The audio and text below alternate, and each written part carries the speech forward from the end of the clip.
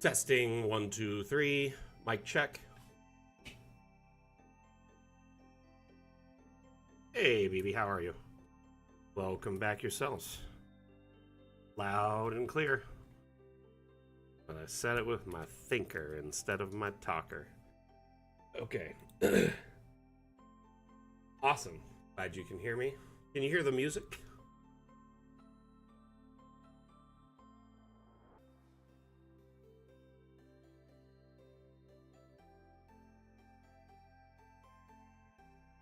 Perfect.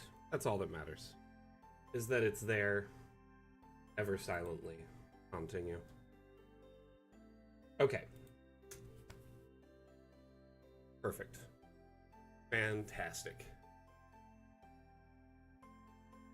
You know the Hendrick animation here, the little wizard that we put together for the Magic launch. I've been working with Mrs. Mac, who is just a really fantastic animator with this stuff. She's super crafty. I can't even begin to understand how she does it, but I just tell her my idea and she makes it. And so she's working on another one for Fun with Objects, and it is coming along quite well, actually. I'm really excited to unveil it soon. Getting closer and closer every day, people.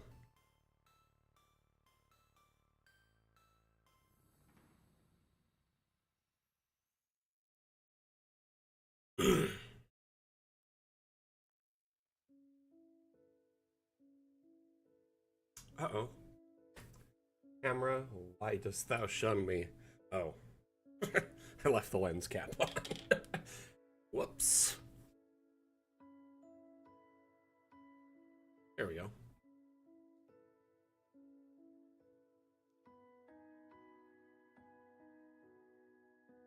Basically, one might say I'm trained in the ninja arts. Let's get back to where we were last week and welcome everyone into the stream. Excuse me. Welcome back, one and all. My name is Mac. I am the community manager for Dungeon Alchemist. Wherever you're watching us right now, you're on the official Dungeon Alchemist channel. Whether it's on TikTok, Twitch, Twitter, Facebook, YouTube, Steam, etc. That is our official channel. Throughout the stream today, we will be focusing on building aspects of an ancient cemetery that I've been working on a little bit each week for the past few months. Today's stream runs roughly 2 hours. During that time, the stream is run in an AMA format, which means Ask Me Anything. So as long as you have a question related to Dungeon Alchemist, you have a concern, suggestion, feedback, need for support, anything like that, feel free to tune in on any channel, any platform, and let us know in the chat, and I will stop what I'm doing build-wise and offer you assistance. So just keep that in mind if you're new to our community, or if you've been here quite a while and you're maybe trying to learn an advanced concept, or you saw something in a video or a map on the workshop, you're wondering how they did it. This is the great time to ask. During today's stream, we will be focusing on mostly in this corner, which is the caretaker's cottage, as I've dubbed it. This cemetery complex is getting very vast and has lots of detail to it. It's coming along quite well, considering we only get about a hour of build time per week.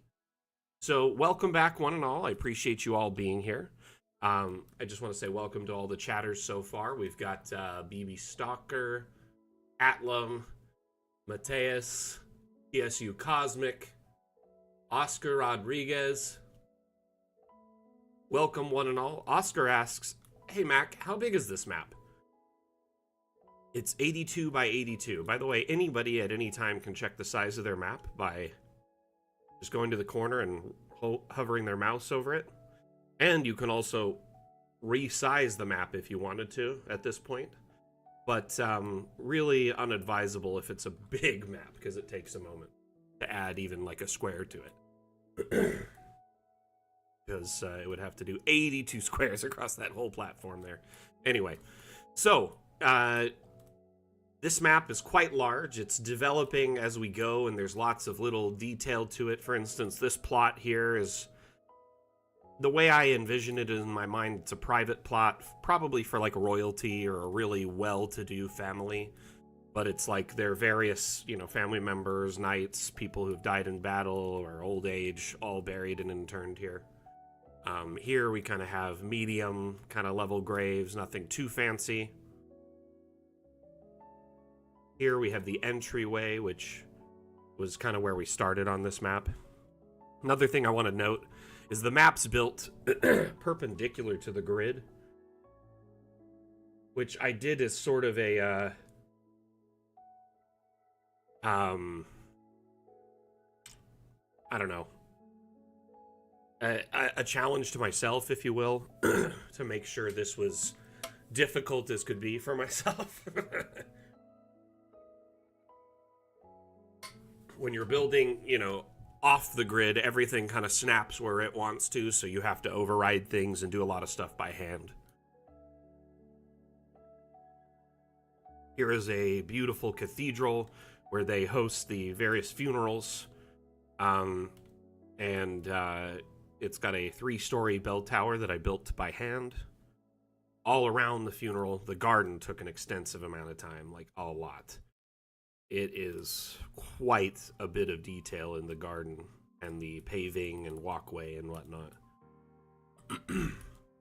Then the most recent addition before we started working on the caretaker's cottage is this area here, which is the graves of the various, priests, paladins, clerics, whatever, members of the faith who are interned here over, centuries. We're trying to make this place feel very old, so I'm doing a lot to make it feel decorated and have lots of detail to it. Excuse me. So if y'all have any questions about this map, or just Dungeon Alchemist in general, let me know and I will do my best to address it.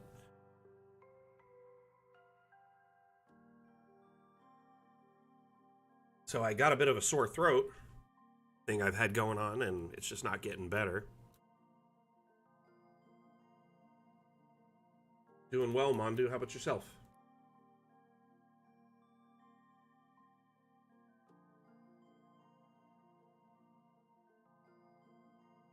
Hey, Swedish Cook, welcome back.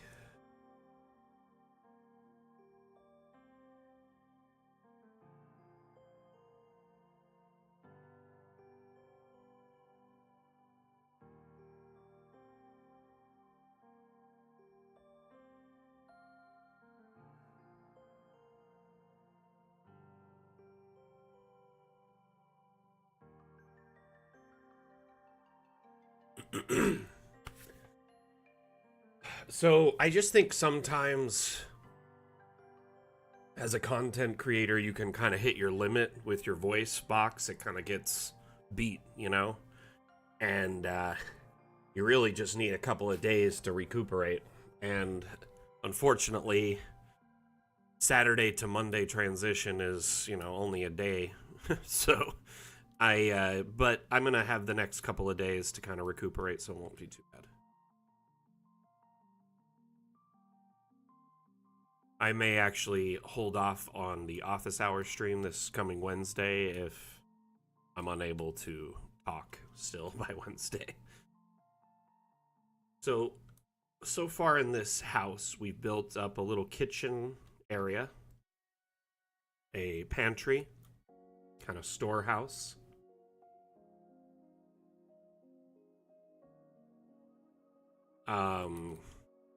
Kind of a little study here, a little entry.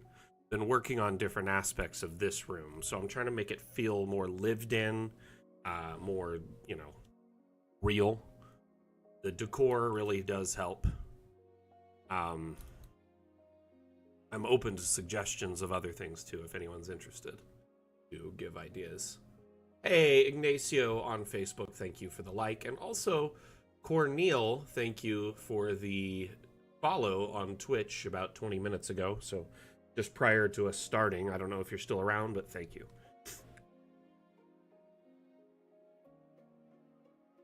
Let us see here. So throughout the stream today, we'll be focusing primarily on decorating this inside and out. I'm thinking a garden, maybe, like right here-ish. Or, I don't know, maybe here, kind of further away from everything. At the same time, I need to put stuff that is related to, like, his work. I was thinking, like, little fenced-off sections that would have, like, dirt piles and stone work piles, like masonry and, you know, like empty plant pots and you know, different things like that. So it's like he can just come and grab it from it and take it down the path and go work. I was also considering giving him an access point in the back of this area here, because he maintains all the grave sites, so it would make sense that it's easier for him to get through to areas, like maybe one here. So he doesn't have to walk all the way around and through the gate to get in here to clean it up. He can just walk through his own private gate in the back. Which makes me want to kind of rethink this placement of the shed, too. Because there's just a bunch of graves over here. So maybe we could do like a pathway going through here, and then he can get to the graves. I've been kind of thinking about that throughout the last week. And I'm open to suggestions, by the way. But ultimately, this build, I'm kind of have some stuff in my mind's eye, but other stuff I'm kind of figuring it out as I go.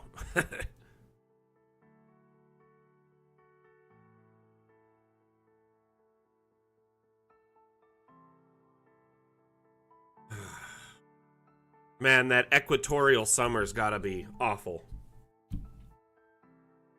I do not do well in humidity, and by that I mean I can tolerate it, but my body just pours sweat.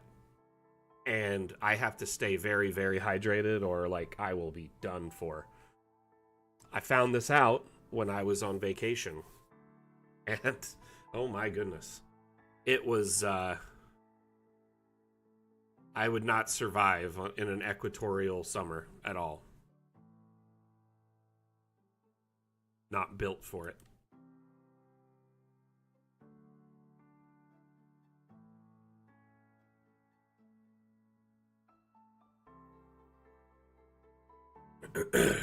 So what's everyone working on as of late?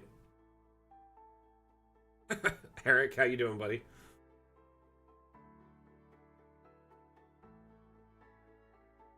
Dude, I'm getting pumped. Pumped. So close. Less than 2 weeks now, eh?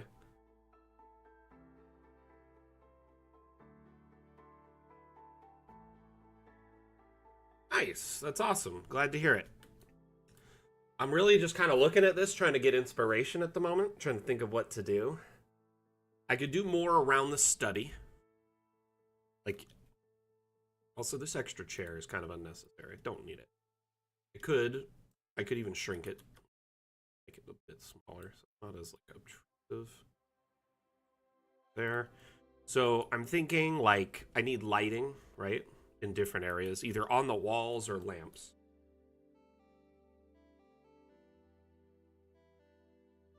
Nice, Mondu. Yeah, let's hear about everyone's session prep. Or if you got a session in this last week or whatever, week and a half, or between the last time we spoke and now, let's hear about it. Let's talk about your sessions and your prep. Obviously, Eric, I don't mean about our session or our prep. One of your other ones, one of your many other ones. But no, honestly, oof. Party teleported into a private room, 7 people in a 4x6 map. That is incredibly tight. Yeah, I wouldn't be very happy about that. Oh my goodness. That would be something else. So, BB, one thing about rival parties is like, let's say your party like delays doing things. Like, they're like, well, we need to like do all this other stuff first before we do this quest, or, you know, we've got time to put it off. Rival party could have done it first. Okay, the rival party doesn't necessarily have to be someone that's fighting them in a rivalry, and that, yeah, it could be an annoying rivalry. Someone who's literally getting all the jobs before them or finishing them first because they hired multiple parties, or, you know, things like that. 100%, I love it.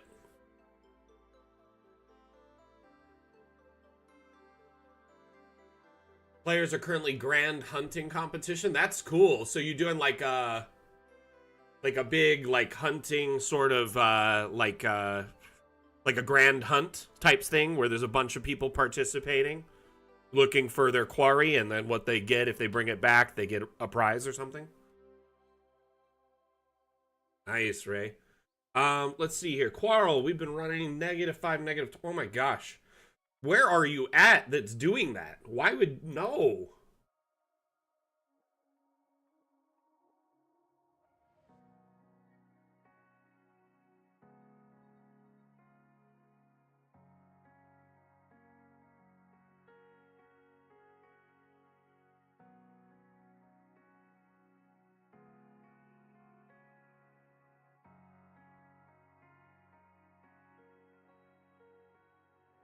Northern Maine or Southern Canada, depending on your perspective. That is funny. That's hilarious. Love it. Love that. Actually, that's quite funny.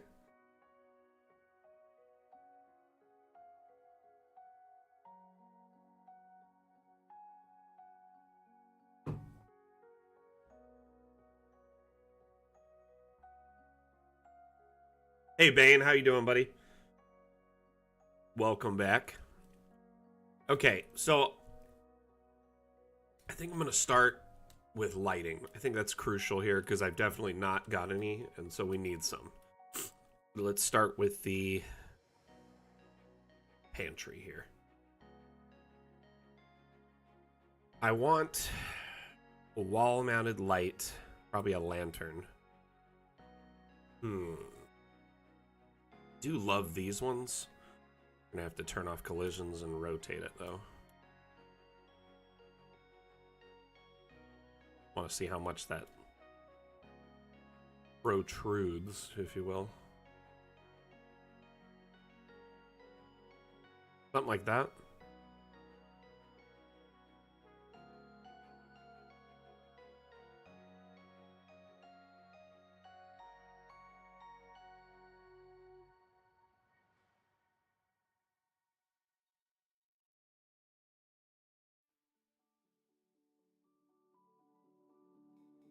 That looks about right. Now we've got lighting for the pantry.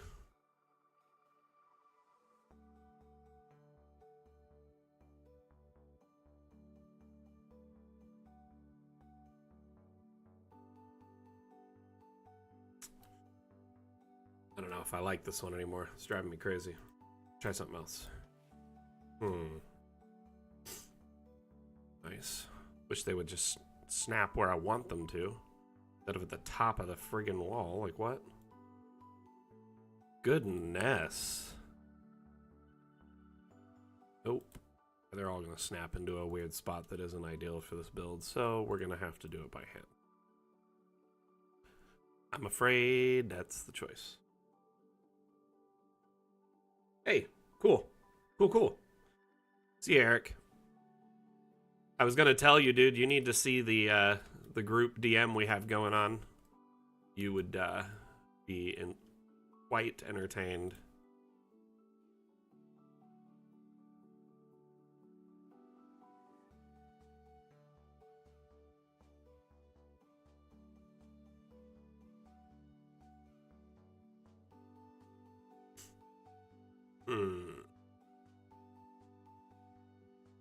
Yeah, I like those, the look of them, but I'm just gonna...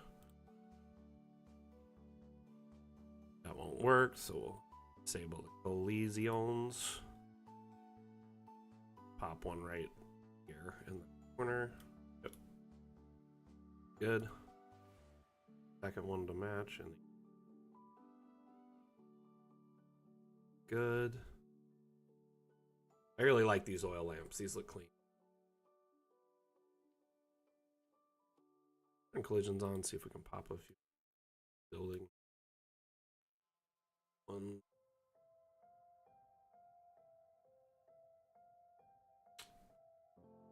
Now the alignment's off. No! Maybe I'll put like something right on his desk, like a lamp. Lantern. See what we got. Candle. Ooh, candelabra. For a most important study.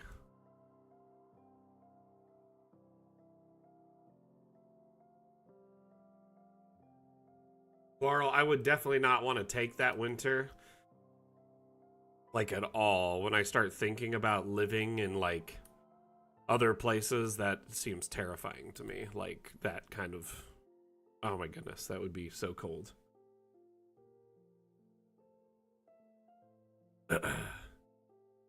Hmm.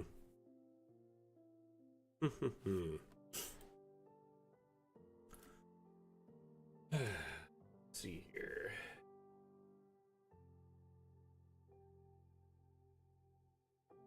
I wish my DM would start up the Spelljammer campaign he was running. I miss my now former cleric.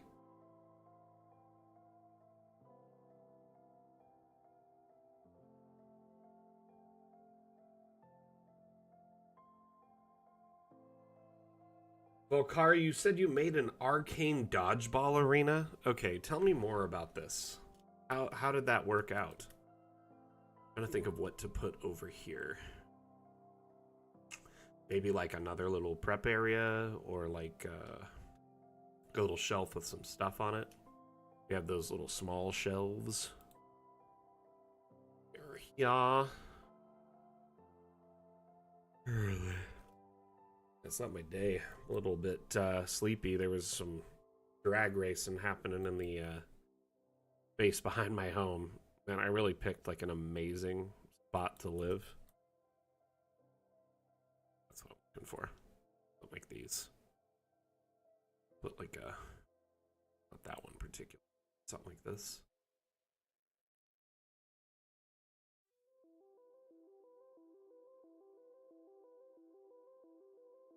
That one looks good.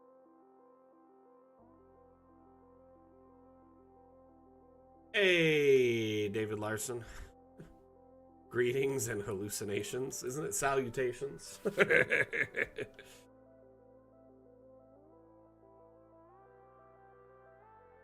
That looks really good, though. We've got table.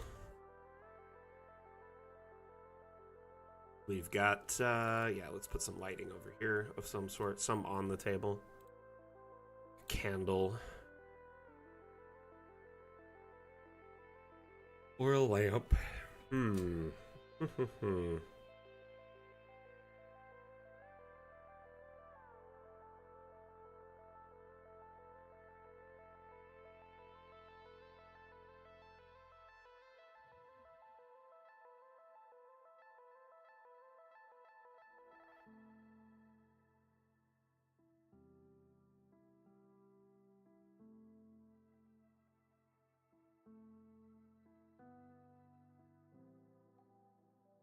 Okay, so Eric, the cinematic mode is tied directly to whatever your resolution is set to in DA. Though I don't think it goes beyond a certain point. One moment. So, cinematic mode, first person modes, the resolution is tied to this setting right here. So whatever your resolution is, it usually exports the video in that quality. Now, one other thing, Eric. What are you trying to do to change the aspect? Like, are you trying to go for a vertical? Like, can you tell me a little bit more about it? I might be able to assist, because I know quite a bit about manipulating DA to get certain angles and recording stuffs to suit my needs. Yeah, another way to alter it, yes, exactly. If you go into settings and go to first person here, if you're using the first person, you can change your field of view. So with the field of view higher, it's more fisheye. With lower, it's like not as wide of a shot. By default, it's much lower in first person. So if you're recording in first person, I recommend around like 70 to 90. Personal preference, though. So let's just drop a quick barb token. So kind of look at here. Let's just test this here. Right here, you see like so wide from the corner of the house almost to the window on the opposite room, right? In first person. Let's go to settings. Let's change that first person field of view down to like 60. Far less area is visible.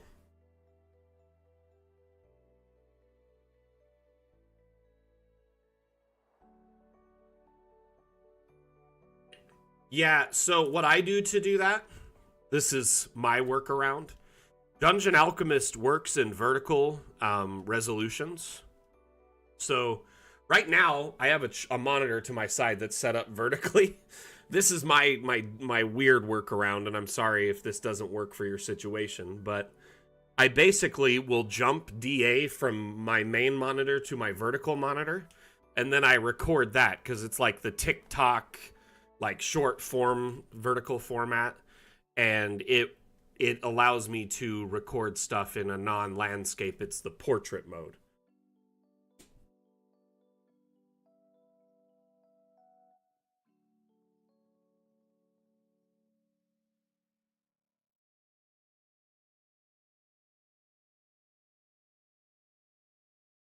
Okay, so what's going on with David? What's going on with him? David asked, I screwed up last night. My map trying to build Harlot Castle didn't make my map big enough to do it right, so I have to try and do it again. No, I mean, you can expand your map as you go if you don't have enough room.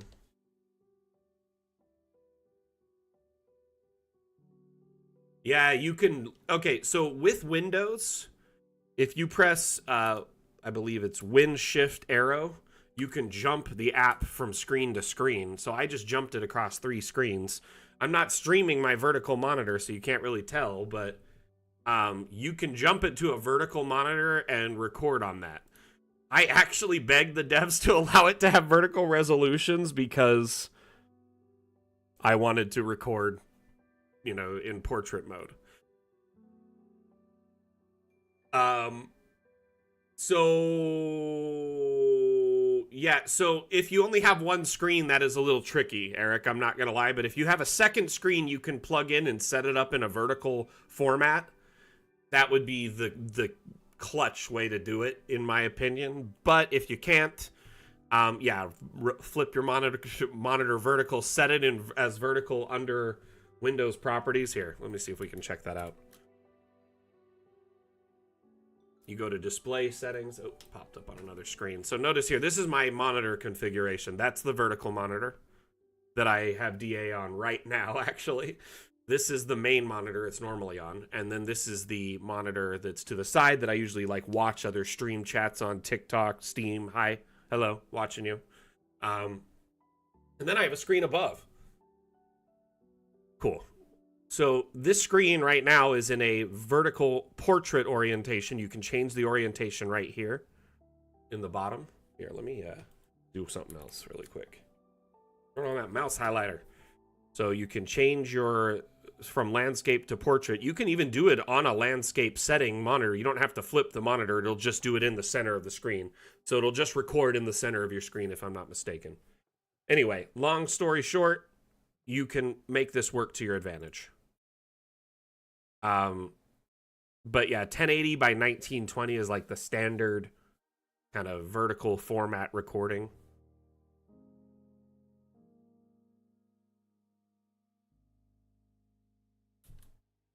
Oh no, David, I guess live and learn. John Doom, how are you doing?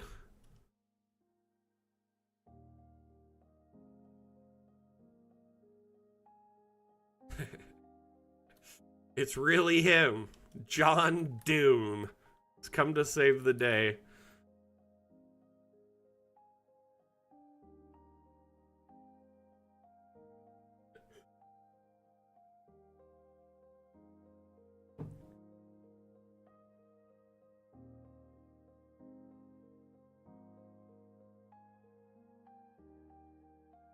So, Rev or content creators in the audience, if you're thinking of expanding to vertical format content, that's the way to do it.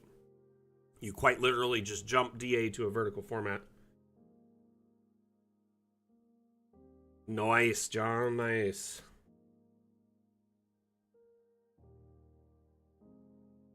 Your name just sends me, dude. Kills me. Like, I can't even focus every time I see it. Hey, Will, I hope you're well. What you been up to?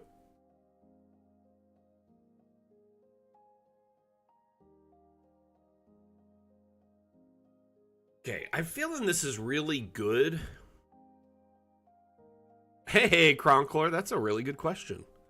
Cronkler over on TikTok asks, speaking of vertical format, is there an ETA for multi-level maps? So I know a lot of you are probably curious when our next update is going to be launching. The next update is titled Fun with Objects, and we're diligently working on it right now. Fun with Objects will include multi-level building. So just a little teaser, kind of some stuff. This has been shared, publicly on our socials and Discord, but if you missed it, you can see this here. Great example of some of the multi-level aspects that'll be in the next update. Underground, above ground, all sorts of things in tandem. Now that update, at the moment, looks like it'll be launching Q2 of this year.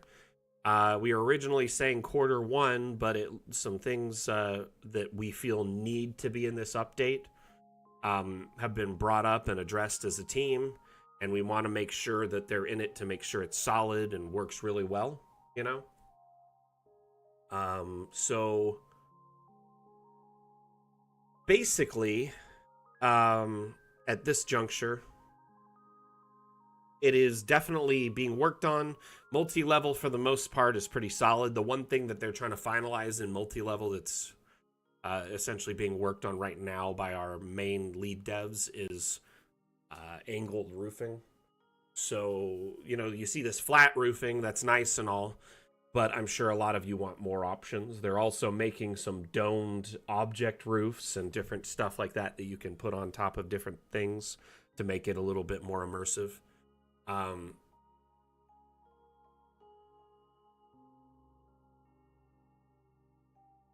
Hey, Atlam, one thing I did see on the roadmap, the dev roadmap, is they're discussing ways to add an advanced menu to the like the recording, like cinematic and first person options. So Eric, Atlam, that applies to both of you there.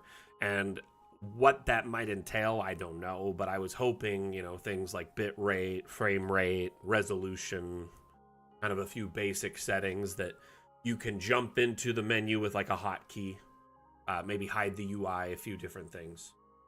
One thing I would recommend, though, if you're really just trying to get a very specific resolution, like I don't often use the recording tools inside of DA. I will screen capture with a third-party tool like Streamlabs or OBS because I have far more control over the frame rate, resolution, bit rate, all sorts of stuff. And it isn't as burdensome on your computer that way, I've found. The floating spheres, by the way, German, these are a new type of light called abstract lighting. And they are meant to be a lighting source that actually is invisible on export. Though I believe you can turn them on so they are just an on light source, but essentially they broadcast light. And then when the map is exported or when you're in first person or cinematic, the light source is no longer visible. Now, I don't know if that will be available in the next update, Atlam, but I do know it's on, there somewhere to be addressed. I have brought up the artifacting issue with Fantasy Grounds so many times. But I think the focus right now is finishing out the update, and it'll probably be a patch in that update. So I'm so sorry about that. There's not much more I can do. I keep bringing it up to the devs. Sometimes they will jump right on it, but this late in our development cycle for the new update, they're probably so focused on, making sure all that's good and then adding those as patches in it or just after.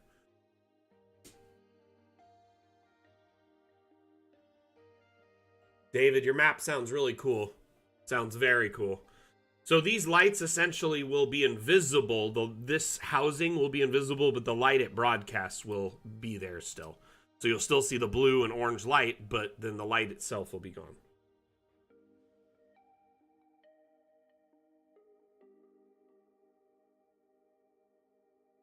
I think the big thing is the devs have kind of honed in on a solid, remainder roadmap for what's going to be happening with Dungeon Alchemist pretty much in the near future after Fun with Objects. And a lot of that is going to kind of influence essentially, how we proceed going forward. But also I want to point out that I think some updates will be much quicker than others. We've kind of been getting these 6 to 8, 9 month update cycles that are a little frustrating at times, I'm sure, to our community. The last update launched in June, right? Minus, say, about a month for a break in the holiday season because we're humans and need time off. Don't develop 24 hours a day. So you have, essentially 6 months of development right now. John, that sounds so cool. That sounds so cool. Here, I'll show you guys a few multi-level things. I don't mind being distracted and showing teasers like this because some of you haven't seen these. And the thing is, I could build on this map for an hour. I could build on it for 15 minutes. And we're still having fun today and people are learning, whether it's about the future of Dungeon Alchemist or whatever.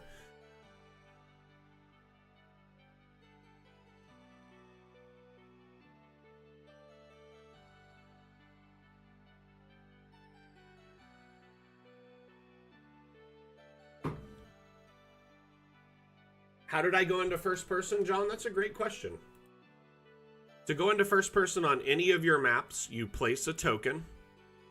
So you click on the token menu in the left menu here, right? Click that. Place a token. And then you got this little eyeball right here. I call it the icon. You click it. That takes you into first person mode. In first person, you can actually interact with a lot of the map. You can toggle things on and off, open doors, chests, displays, etc. Yeah, I'm a genius. I'm clever. I noticed that someone made a Discord tutorial and I screenshot it and shared it in our Discord about how to make items look like they're a spoiler. Like an image or a text. And it also, they said icon in their tutorial, and I was like, man of culture.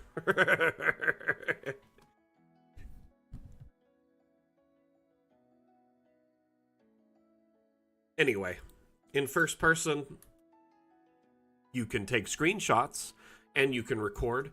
And when you record, if you interact with doors, windows, and stuff, the UI elements for it is no longer there. So it looks very immersive and natural. So like the door closing, that little dot in the center. That green highlighter, by the way, is my mouse highlighter. That has nothing to do with this mode. But the dot in the center definitely does. And the pantry looks really nice in first person, I'm not going to lie. I'm impressed. Honestly, I mean, they're perfect for handouts that are like theater of the mind setting pieces. Maybe you just want like one shot from a map you made to be like a scene you use as like a loading screen in between areas of it, or when they're taking short or long rests, etc. Yeah. A lot of people in our community use this in very unique ways, John. By that I mean, one, I've seen a DM will follow along in first person wherever the players are in top down on the map. So their players are playing on like Foundry or Roll20 and their tokens are in a top down mode, but they're following along and streaming this to their players in first person over like Discord or Zoom or Skype, and their players can see through their own eyes for once, which is pretty cool. Another thing, players or DMs will record like walkthroughs or like chase scenes, flyovers, etc. Nice. That's so cool, BB. Honestly, it is pretty fun when that happens. Now, you do also have the cinematic camera in the top right corner. You can click that, and it's like a drone. You can essentially kind of just fly around your map. I like this camera because you can get right at the ground and do kind of upward shots that are a lot like more epic feeling, large, grandiose, if you will. This camera has a lot more free range of motion too. It's not stuck to the ground like the first person token would be. Side to side, up, down, forward, angles. Could be a mouse. By the way, if you shrink a token, it can be lower to the ground, or if you size it up, that's pretty fun. To take a token, you can make it like Lilliputian if you want to. Disable this so it really gets small.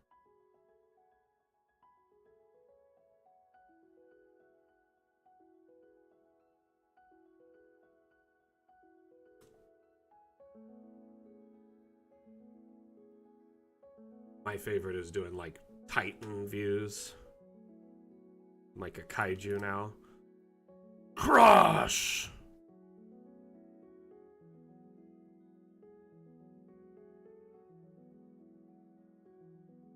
Well, nice. Nice, David. That's cool. So you guys are playing in person, TV tabletop, top down, and first person. So a combo wombo. That's really cool. That would be really fun. I'm jealous of your players. I honestly don't think I'll ever really be able to play like with a group in person again. Like I can play with my family in person. That's about it.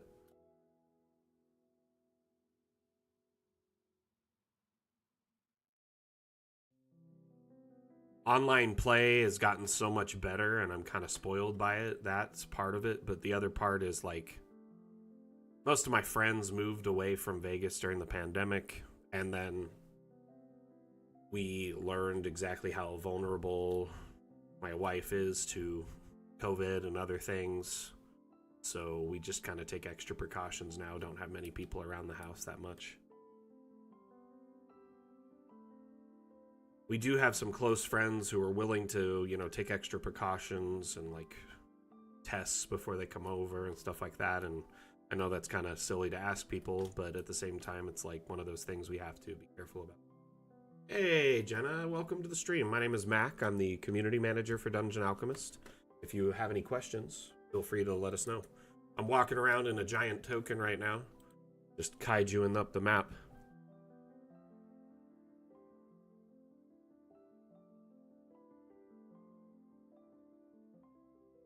Cronkler? Oh, no, he's gone. Never mind. See that, man. Shoot.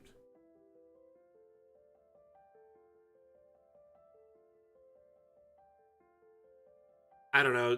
Sometimes it feels like a lot of people have kind of just like moved on and given up on like taking precautions. But at the same time, there are a few, like a good solid group of people who kind of take like every precaution possible to protect themselves or those at home. Like I go out and I do grocery shopping, I do stuff for my family, but while I'm out, I'm like masked up and I get like the side eye all the time from people.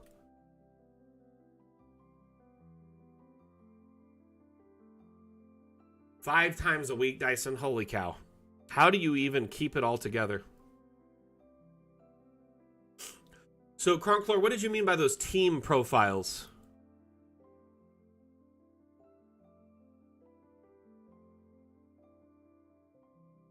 Oh, no, you guys told me you weren't feeling well. That's fine. By the way, I loved her map. Absolutely loved it. So, tell her again it was fun. I loved the Crystal Lake theme. I actually played quite a bit of Friday the 13th game, like video game for, like right when it came out for about a year. I streamed it extensively. My stream loved it. But I also love, the old movies. But yeah, that was really cool.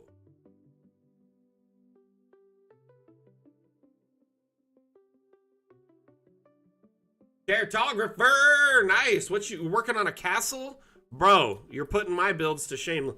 My cemetery's looking pretty good though. It could be attached to a castle for all I know. Oh, got you. The team photos, got you. Yes, I get you now. I am totally. Phew. I'm not like I didn't get much sleep last night, so I apologize if I'm not on my A game today. Honestly, I felt like it was important for our community to get to know the dev team. So me sharing that across our various social platforms, it was quite fun, and the interactivity behind it was way more than I expected. Like I thought we'd get a handful of likes and maybe a couple questions, but there was like hundreds of likes on some of them.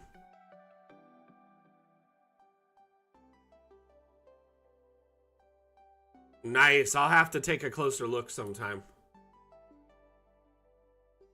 You posted it on DA promo? My man, I'll have to take a look. Whoa.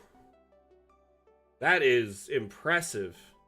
Do you have videos up of this on TikTok yet?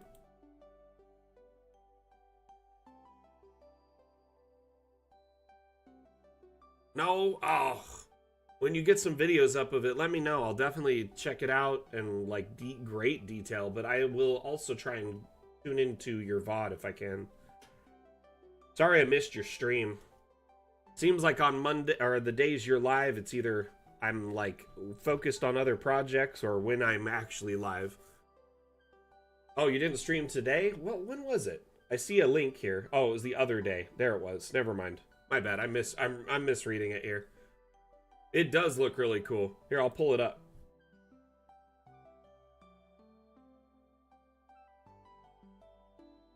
Like, not bad at all, my friend.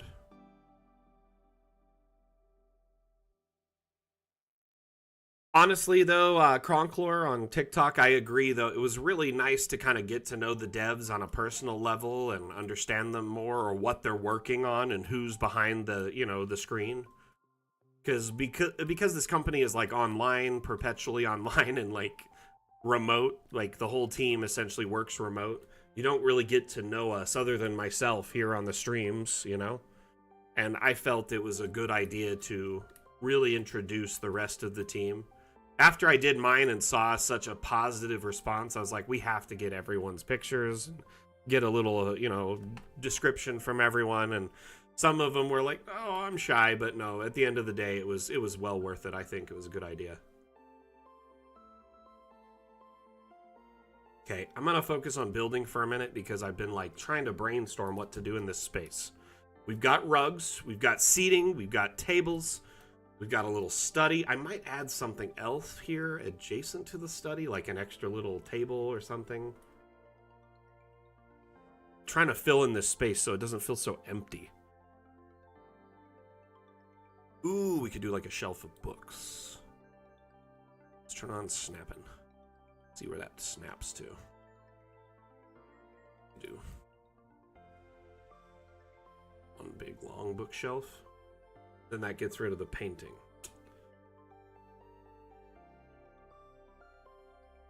Darn it. A place for booze? Oh, I got it, brother.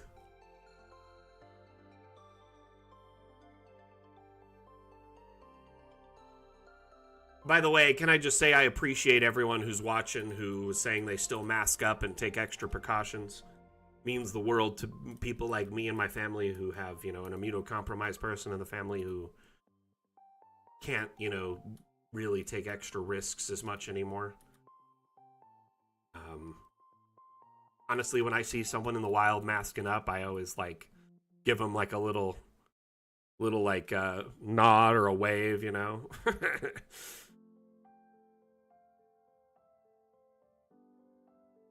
More booze. Jeez, David.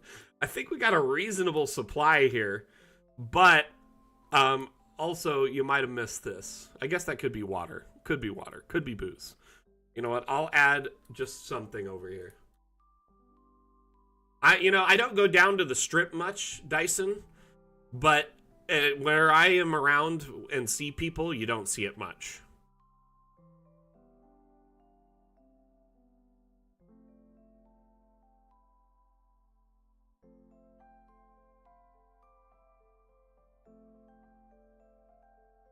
Was Jenna asking a question there that I missed? Sorry.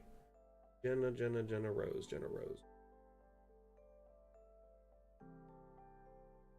Honestly, I like it because then I'm not on, like, there's so many cameras nowadays. You're, like, on camera, like, a lot.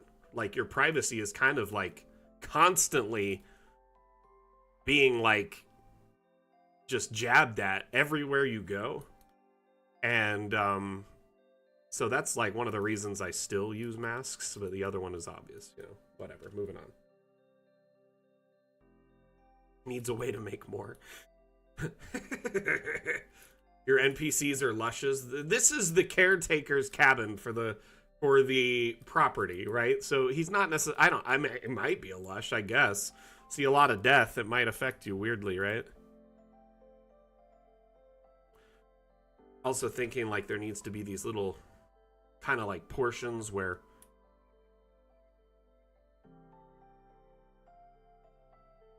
you can put like little stuff in here. Like different tools or equipment or dirt.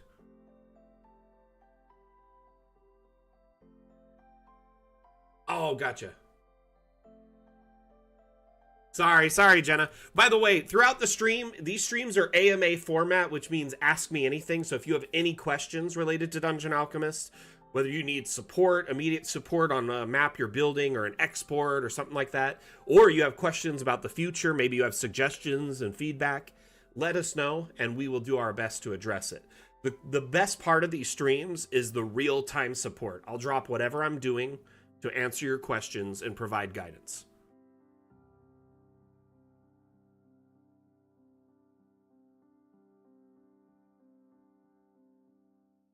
Okay. I'm gonna put in something like, I don't know. Let's look at barrels. I could put like a little cask or something. Kind of big. I'm gonna shrink that down. Quite large.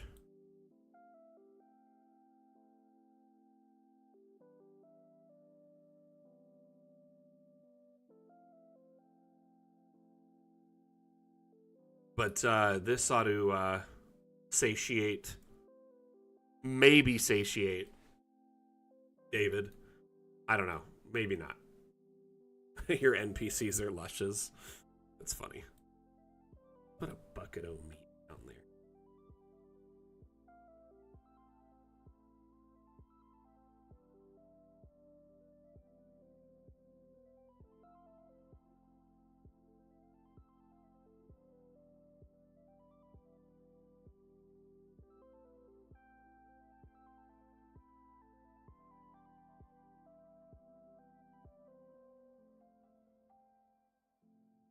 On the into the sink.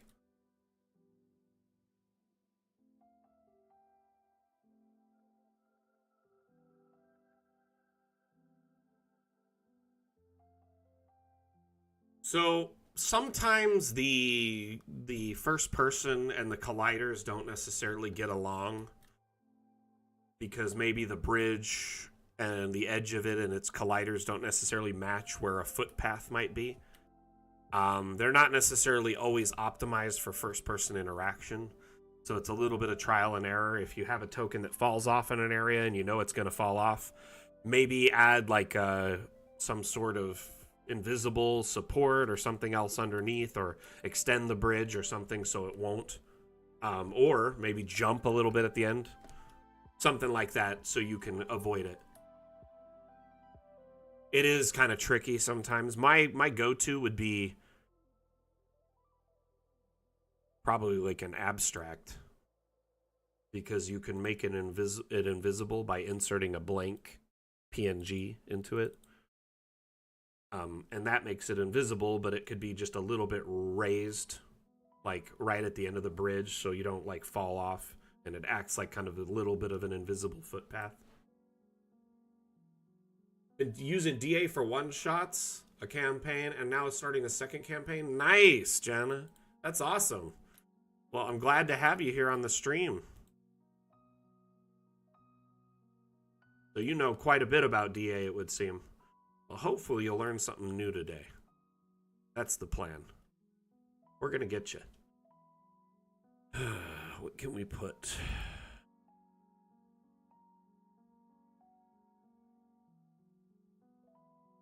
Honestly, this room's feeling really good, but I feel like I need more lighting. Maybe a couple more of these lamps. I don't want them everywhere.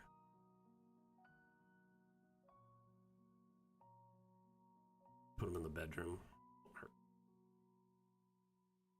Like corners, right?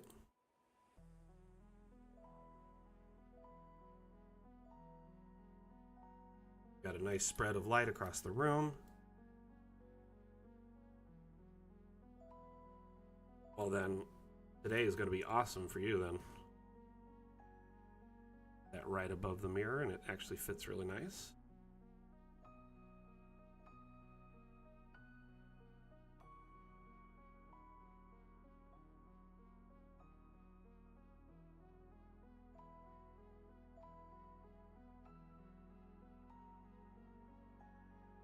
Oh, that's nice. I like that one.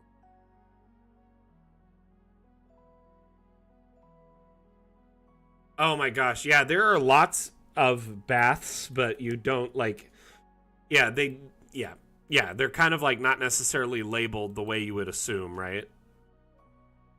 Or yeah, we do have some tubs. Ooh, wash basin. Let's put one of these outside somewhere. Put one like right there, right? We need both corners accessible.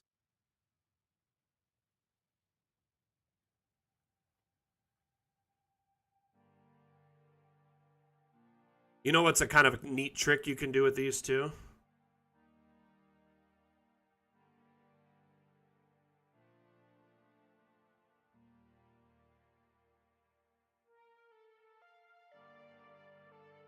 Kind of just make it a water source in there, or a separated sink.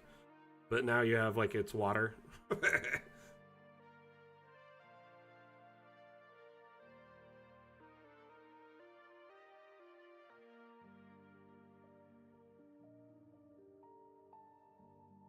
What did you chuck in there, Cronclor? Whoa! That is... Man, that's impressive. You did a good job. I like it. I like it a lot. Really good.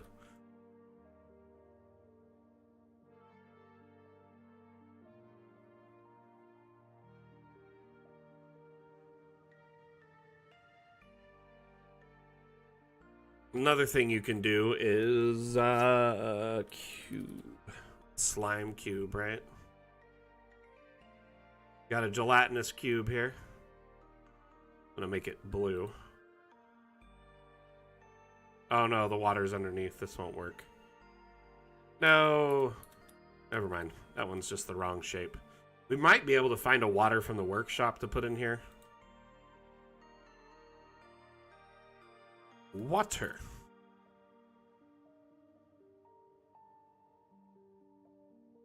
Do like a puddle.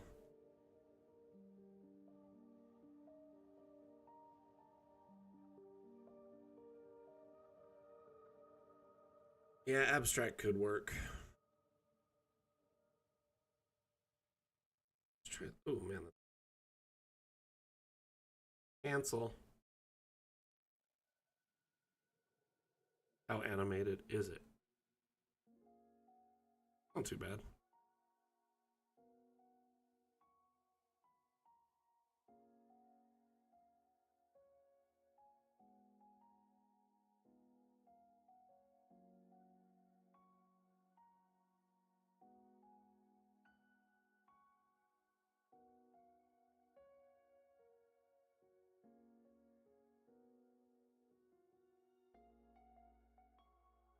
Oh.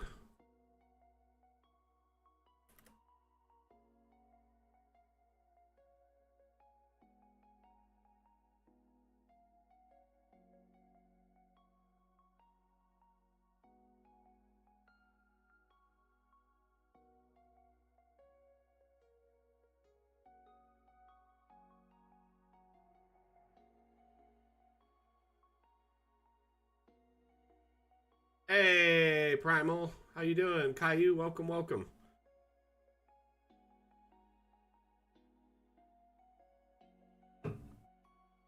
Okay.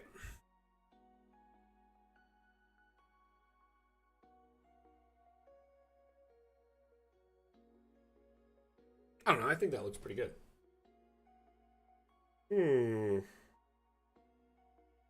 Oh, my camera just went off. It's just telling me it's fully charged. Also, after I restart the map, they'll be on the exact same animation cycle, so it won't be so bad. One thing I will do, though, rotate it around. Matches better. Oh, that's backwards. That will not match. Same direction. Watch. If I file, save.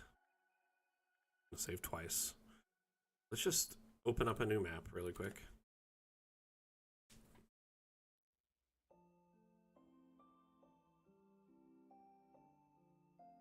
I'm going to just open that map right back.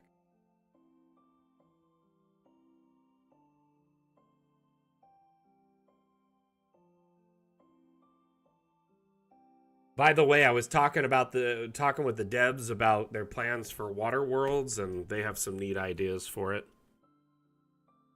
Anyway, let's get back up.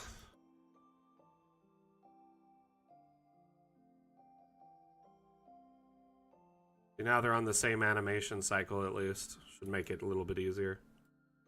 Kind of keep them aligned. Glad to hear you're okay, Caillou. Yeah, it does stop and start, but at least it's on the same cycle now, so it's less obvious. It's whatever. I could also just turn it off. That way it does nothing, you know? Do we have any bubbles on the workshop? The bubbles.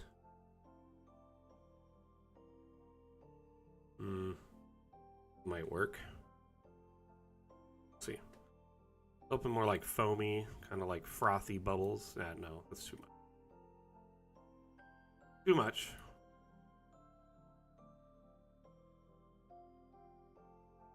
Okay, so I think the like walk-in area and the kind of entryway is nice and kind of finalized. I'm feeling pretty good about it. I'm open to making changes and adjustments, so if you have any suggestions, let me know. But I want to move on to the bedroom and bathroom.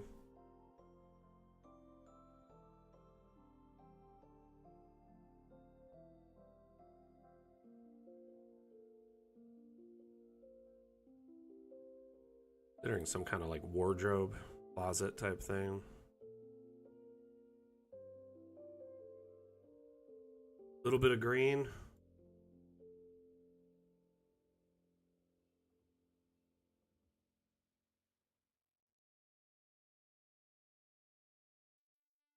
We do have the mandrakes here. Is a mandrake collection. We could put some stuff up on the mantle here. Maybe a plant on the desk.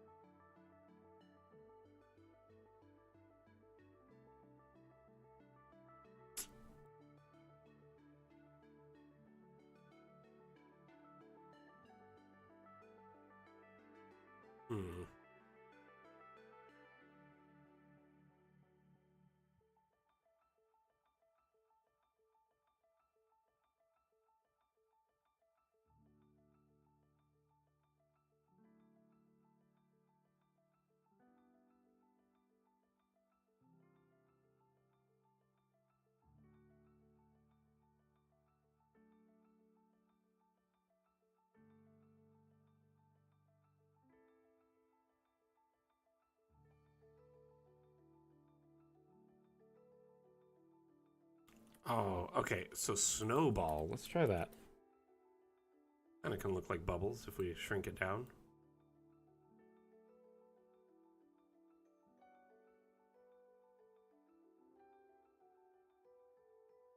That's actually really good.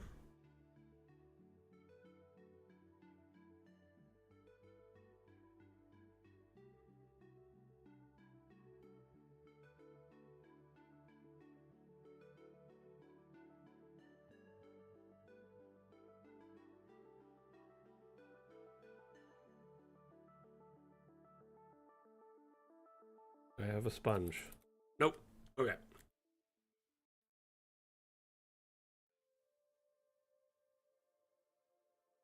Honestly, for the bubbles, I think that looks perfect. Cronclor, thank you for the suggestion. That's really good. So Cronclor on TikTok suggested that. That's amazing.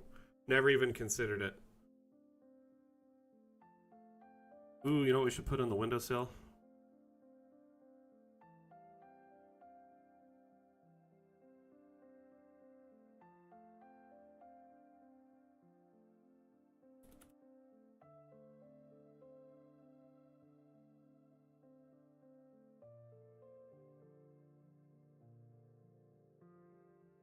It'd be like a sponge or a cloth. You know, we do have those washcloths though.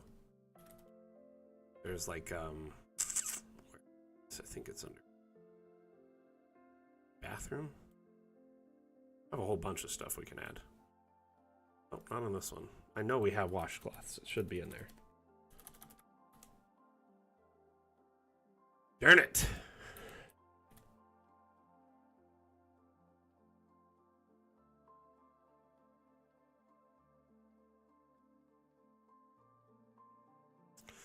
Okay, I know we have like towels. Is that what they're called? Towel. There they are. These. That's what I was looking for.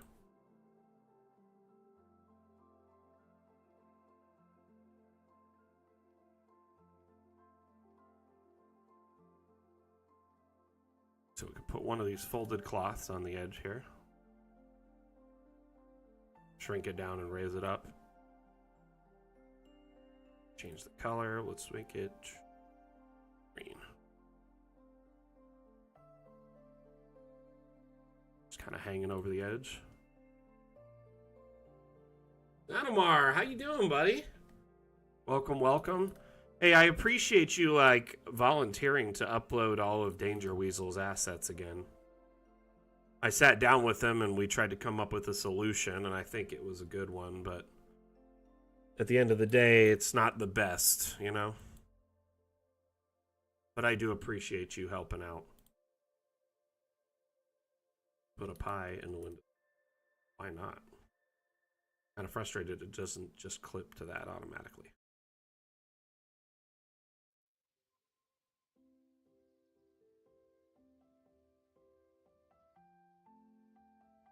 Me too. Honestly, it would have been a big loss for the community. And yeah, it's a similar thing that you and I discussed in the past, the multiple account kind of setup. Because as you, depending on your setup, I mean, if you have a really nice PC, you could probably deal with lots of assets, or if you have unlimited data, lots of assets, resubscribing, unsubscribing, re-downloading, you know, all the time. But if you don't, it gets problematic. So I try to help any way I can, interjecting and offering solutions, and that seemed to be the last ditch effort, but at least it was something. Let's add a little bit of steam coming off of this.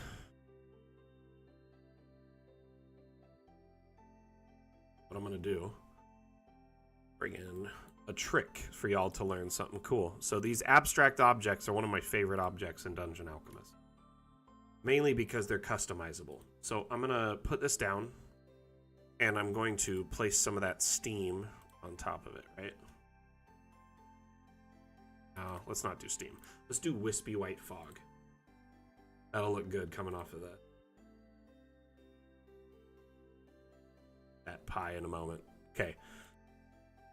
Next, click on this and I raise it up. This is going to be a little tricky.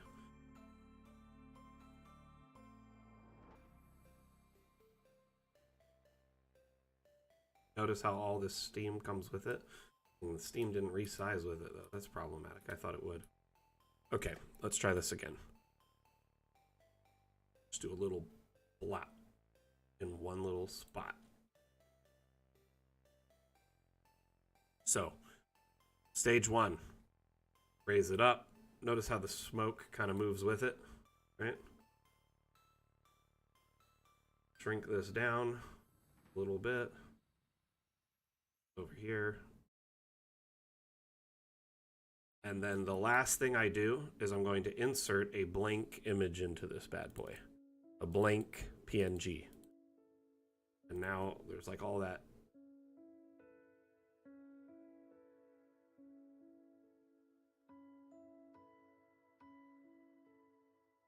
All that aroma emitting from it.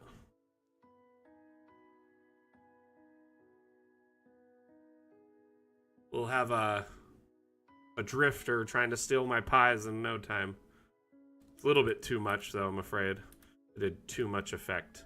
I think what I'll do is I'll shrink this down and then do it on top of that. That'll give me the tightest space possible for this. Hoping I work around it. Man, it's like, you can't make it any smaller than that. Oopsie daisy. I think I'm going to put it just above the pie, like this.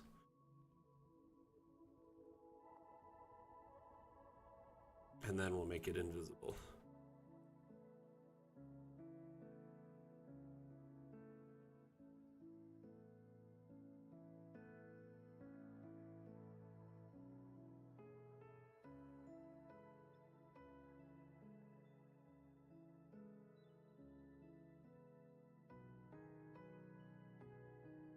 So, Caillou, the assets uploaded to the workshop, when they're uploaded to the workshop, the user who uploads them is encouraged to give them tags. And that is the only time they can be tagged, is when they're uploaded. They can't be edited after the effect by anyone but the user that uploaded them, and that is just a Steam policy. That has nothing to do with us wanting to restrict it or not allow you to. Basically, in order to change it, you would have to take the asset, re-upload it, relabel it, and put it into new categories. Let me show you what I mean. So, every asset uploaded to the workshop is a mod, right? And when you upload an asset to the workshop, you're given a whole bunch of parameters. So here is the Hendrik plushie that I have uploaded to the workshop that I'm sure many of you have seen. We tried to do a makeshift campaign. Didn't work out, but we gave this plushie object to the community. So when you upload an asset, you can name it, okay? You can give it search terms. So here I put imp, demon, pit, toy, makeshift. Hendrik and plushie are also search terms. The name is as well. You can set the type of object. Is it a basic object? Is it a token? Is it an object that floats? Is it a pit? Is it wall mounted? You could set all these parameters as you import the object. When you place it, does it randomly rotate? Does it have random size? Does it float on water? Where does it rotate from? Is it from the center or from an outside angle? That rotation point right there is indicative of that. Now, you have categories. When you upload a token, you can set it to different categories. Some people just don't know where to put it, so they throw it in NPC. Some people throw it in monsters. That's personal preference, really. In some campaigns, people aren't allowed to play anything but like the very basic humanoid races. Things like lizard folk, orcs, they're completely off the menu for some campaigns because they're strictly monsters. But nowadays, it's very agnostic in that regard, and they're encouraged to be player characters. So monsters could be humans, they could be traditional monsters, or any combination in between. But it's up to the person who uploads it to set that category, okay? And when they upload and set the category, I gotta screenshot this actually. Kind of weird. That the bite the bullet categories in there, you shouldn't be able to allot to that. If they don't add it to a category, then it won't be there. And it's up to that user to do so. So the search terms, all that stuff, the colliders for it, that is all done by the user. The description Unfortunately, if they decide to just throw in like, you know, plushie in the description and do a simple collider and maybe do only one category or no categories, does make it harder for it to be, you know, categorized properly. I do wish we had more control over that. Maybe on the user side of DA, at some point we may add like an advanced option where you could recategorize like objects better. Who knows? It's hard to say. Okay. What did John Doom say?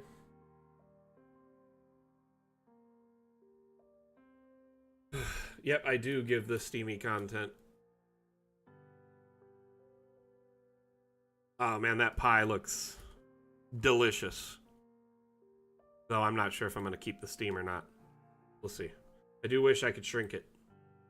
Let's try turning collisions off and... Oh, it does nothing. It moves it away or moves it in. The only thing I can do is really like clear the effects and hope that I just trim it just right. Yeah, that's just all of it. Goodness. Come on, man.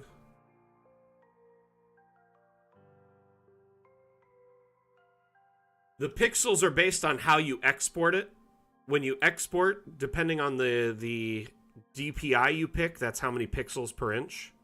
So low quality 72 DPI, 72 by 72. 150 is high quality, very high quality 300. But if you're doing a large map, John, unless you plan to print it, I don't recommend these higher DPIs. If it's meant for online play, like a virtual tabletop, highly recommend doing low quality. I know it sounds bad, but it's meant for online play. Online play, you need the maps to be small. You need them to load quickly, like as far as size, file size is concerned, but also virtual tabletops have limitations on resolution and like how big of a map they can actually support. So if you're playing in person on like a TV tabletop, yeah, probably fine with high quality, maybe even very high quality if your computer can run it. But if you're playing online, I highly recommend sticking to the lower DPIs because you essentially double the file size jumping to high quality and 6 times the file size jumping to very high quality. So imagine if you have a computer with, say, potato internet that is maybe throttled or rural, or maybe they have a limited data plan that like they get overages past a certain amount. You want to keep the maps small for that reason. Load times are also dependent on this too. So maybe a computer in your group is run by a series of hamster wheels linked together by gears. Then you probably want to stick to lower DPI for that reason too. Just best, it's a best practice, and we recommend it. Virtual tabletops recommend it.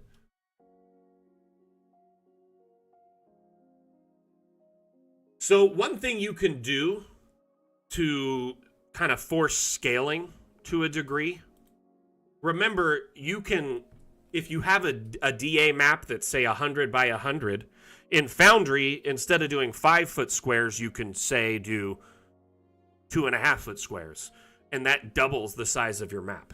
That makes your 5-foot hallways 10-foot. Does that make sense? So when you do grid control on your virtual tabletop of choice, you have a lot of options in how you can, you know, kind of scale things.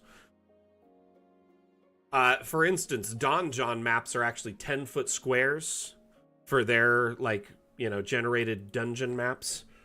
But Dungeon Alchemist is typically a 5-foot square, right? So you can do 1-to-1 ratio with these maps, by the way, and import them into DA and they'll match perfectly. Or you can do 2-to-1 and then you'll have the matching hallways how Donjon anticipated them. We actually partnered with Donjon to make sure their maps load into DA for tracing. So if anyone's interested in that, I can show you. So basically, it's designed to... Sorry, I am kind of losing my train of thought here. Yeah, if you do different tile sizes, so if you do, say, a 10-foot tile square or a 5-foot tile versus a 2.5-foot tile, they're going to make your map feel a lot larger. Does that make sense? Foundry recommends like sticking between 60 and 90 dots per inch actually for their stuff. So I highly encourage you to stick to that kind of size. Excuse me, I might sneeze. Oh my goodness.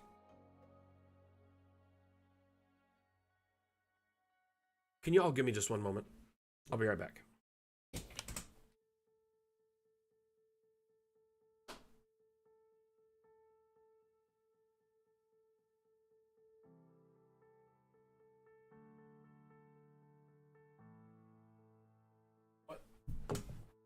Run a quick little ad break while we're stepping away here. Good.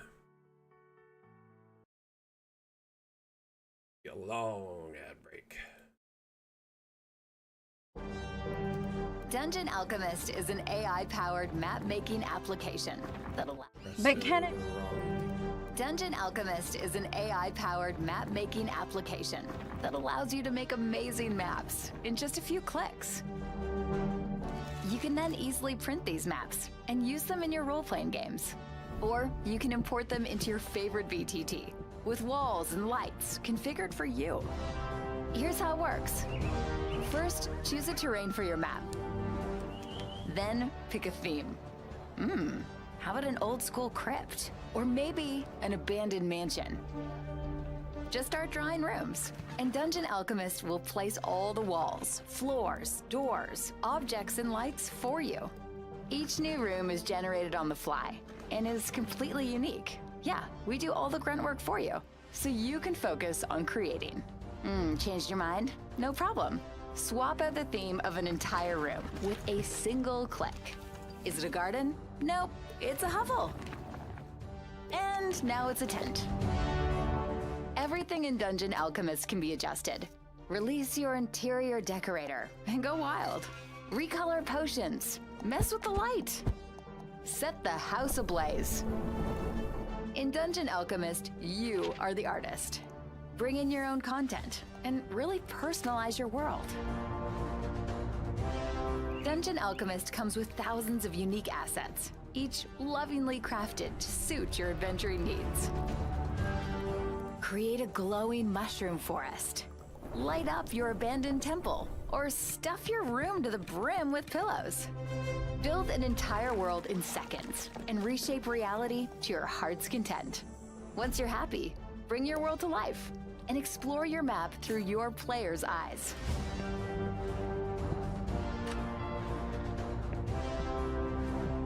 Come along with us and let Dungeon Alchemist upgrade your role-playing experience to the next level.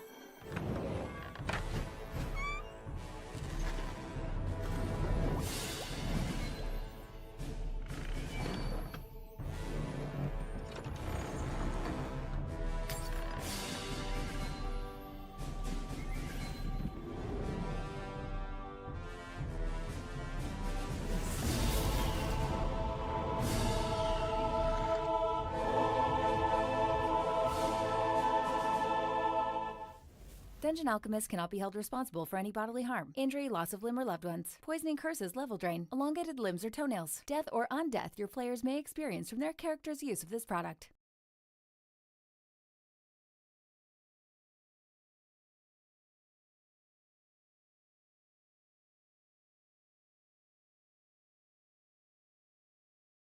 And I'm back.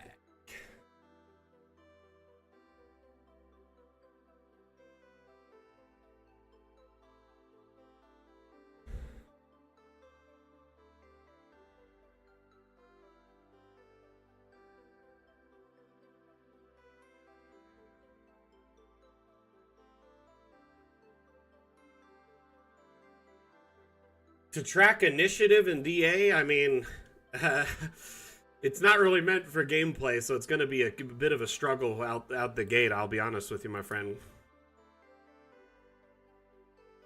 If you're doing gameplay through DA, just best to track your initiative manually. Write it down, you know, each round after they roll. Put them in their order, and then just kind of... One thing I like to do is when I have it written down when I play in person, I put a token on the player who is playing, like a quarter or like a little, you know, like a nib from a game. Even a dice will work. You just put it on the player who's actively, you know, it's their turn, and then you move it down as you go. It helps me keep track, at least when I play in person. I do that when I'm not even the DM, when I'm just playing in person. Well, when I used to, at least. Ricky! Yep, I am working on the caretaker's house. It's coming along.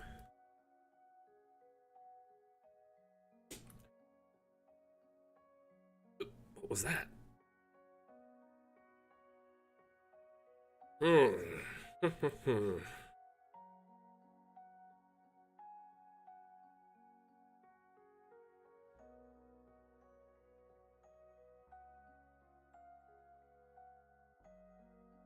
a little wash basin out here. I was going to put a drying rack. I swear we have one. A ringer's bench, something like this.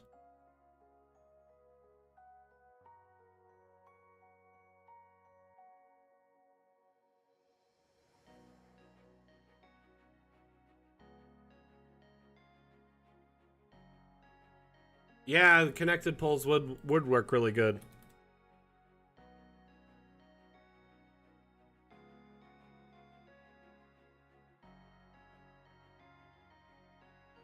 Hang on, we could just hang his clothes over here. Shrink this down a little bit.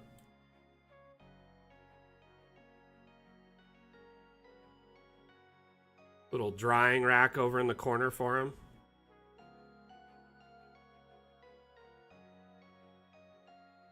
That actually is nice because it gives you a lot of coverage for hanging stuff.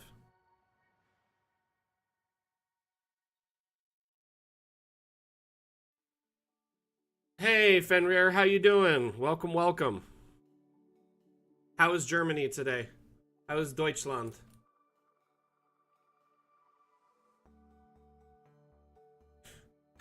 Arguably better than where I'm at the moment, so...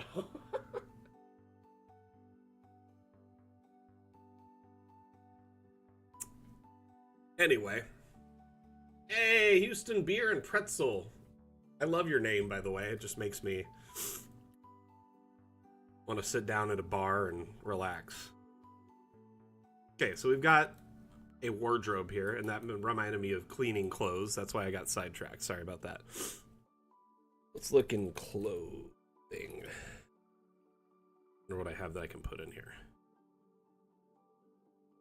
Some kind of like shirts and stuff. We can put those there. Kind of jumble up these because they look like clothes. Rotate it around, looks like a different pile. I love it. That's the perfect name of a war game club. Like, perfect.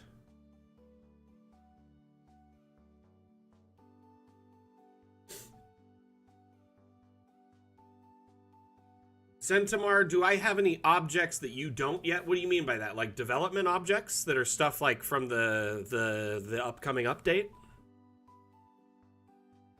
Is that what you mean? Honestly, I do, but not in this build. In this particular build, this is the live build. I switch to the live build when we go live on stream. Well, for obvious reasons. I don't want to leak anything. You know what I mean? It's a, I know. I'm awful, aren't I? Don't you guys hate me because I'm not in the dev test build right now? The dev test build, I can literally flip a switch and download it and go into it. I really wish I could have both at the same time and just load one or the other. Steam forces you to, kind of like if you have a beta build of a game you're playing, you can... Here, I'll show y'all. Actually, this is interesting. So in Dungeon Alchemist, any game really you could do this, but I'm going to right click. If there's a beta offering of a game, it'll usually be under this section, and you could switch to the beta build. In our case, we have the dev test here, which is what I switched to after the stream, so I can play around with it and look at it. It is coming along. My build is about a week behind the devs' personal build, like the one they're working on.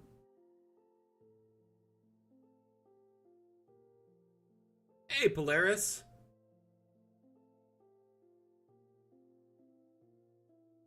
Yeah, so the solid build, like the standard build that we're in right now, is much more stable than the beta build or the dev test build, as we call it, internally.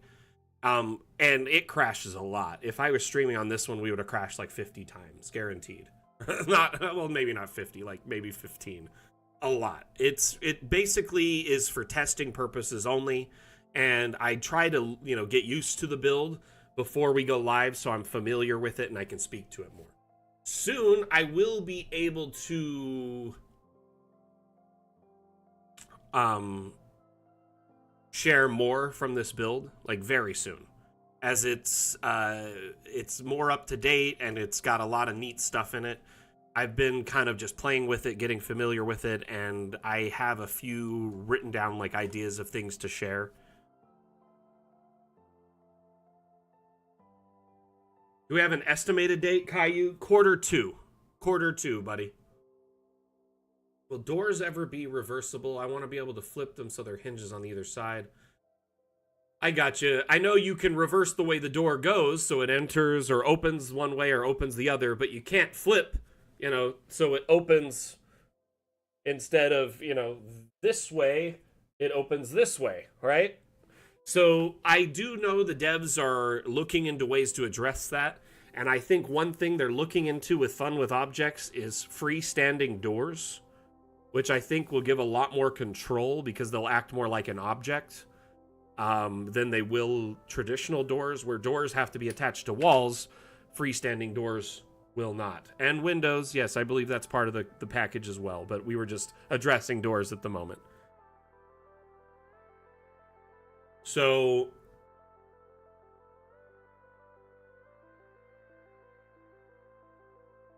John, if it were me and you're going back to that large map thing, I know I'm doubling back here. Definitely stick to lower DPI, stick to low resolution with your building a big map, and then just squish the square size down so it makes the map that much bigger. Will there be freestanding Linux, though? What? What are you talking about, Mondu?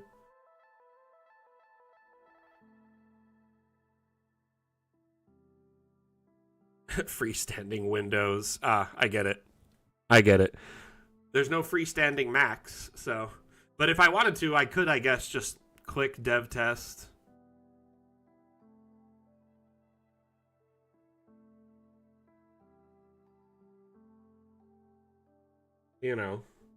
If I was so inclined, I could stop this build.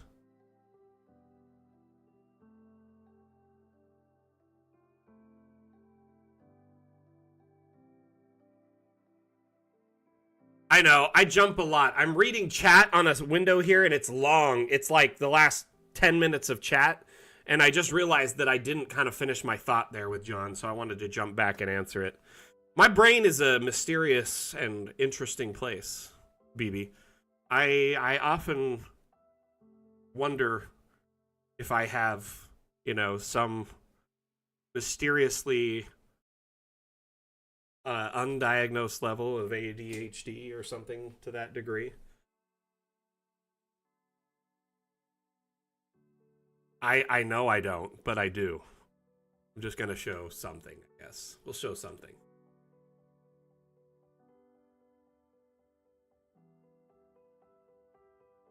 I mean, right now you can do like sci-fi and modern if you thumb through the asset browser or the map browser. There's plenty of maps and assets that cater to both of those aesthetics. If you download a map that's set in a sci-fi scene, you'll probably get a whole bunch of sci-fi assets to go with it automatically. But keep in mind, it's by hand. None of that is like generative, our proc gen AI stuff. So it generates the environment of the room automatically. But after we leave early access and have delivered on all our stretch goals, likely you will see us, jumping into something akin to alternate biomes or aesthetics, cyberpunk, sci-fi, future, modern, etc. So I said freestanding Windows, and he's like, what about freestanding Linux? Windows is an operating system, Linux is an operating system. So But it was like a dad joke. Would like to see more shuttered windows? That's a good suggestion. If it's not on our Upvote already, Houston Beer and Pretzel, I would recommend that. Upvote is our suggestion board and our roadmap.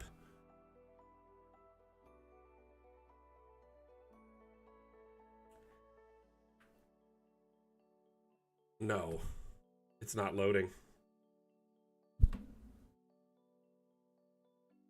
Yesterday crashed my dev build. I haven't loaded it since yesterday. Hold on. Why is it not loading? Weird. It is odd. Huh. Let me try something.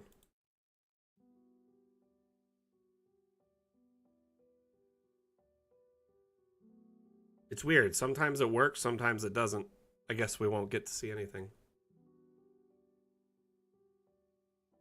It was working yesterday. But yeah, it is blocking its fate. If it doesn't let us load in, I guess we see nothing.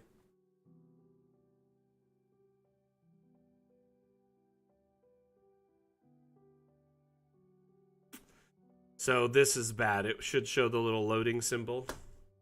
It's cracked. It's broken. So I don't know what changed, but my build died today. Let's try something really quick. Oof.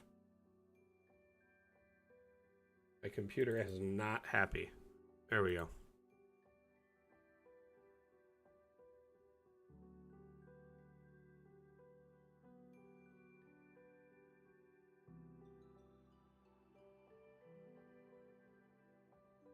Hey, is Steam having trouble for you, Atlam? Been like crashing a lot for me.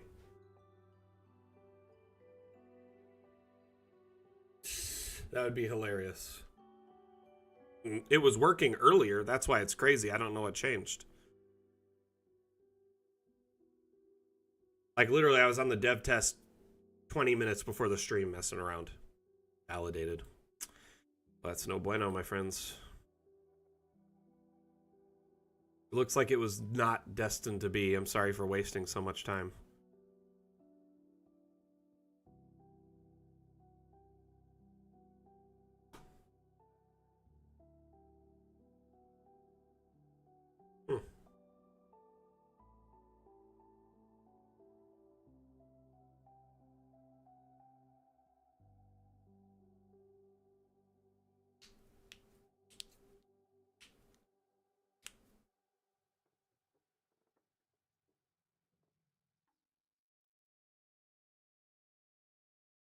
Yeah, it looks like Steam's part of the problem.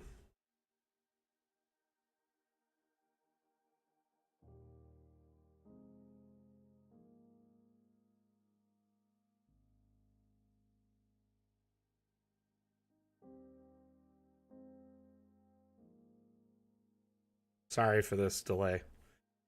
This is a joke. I was hoping I'd show you something cool like a multi-level generation or something, but unfortunately no. We were stymied by either Steam or something. I don't know what happened.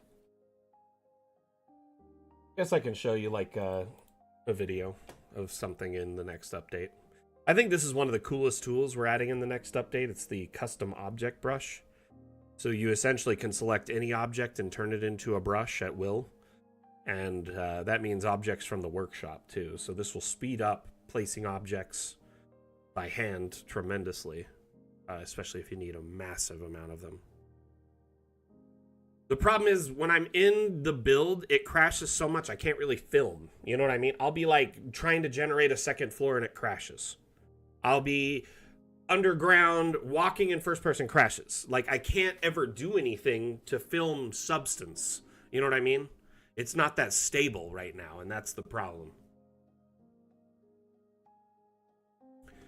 So essentially I'm kind of locked into mostly just playing and experimenting with it because more often than not I'm crashing it within moments.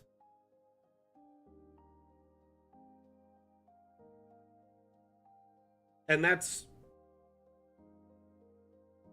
has nothing to do with, you know, the development or anything. It's just the beta state of the build has lots of wonkiness to it that's not stable yet. Does that make sense? Like, it's a beta build or it's more like an alpha build for a reason. It's definitely, lacking in substance, and a lot of things aren't working or connected correctly. And that's just how alphas are until they become more solidified. You know what I mean?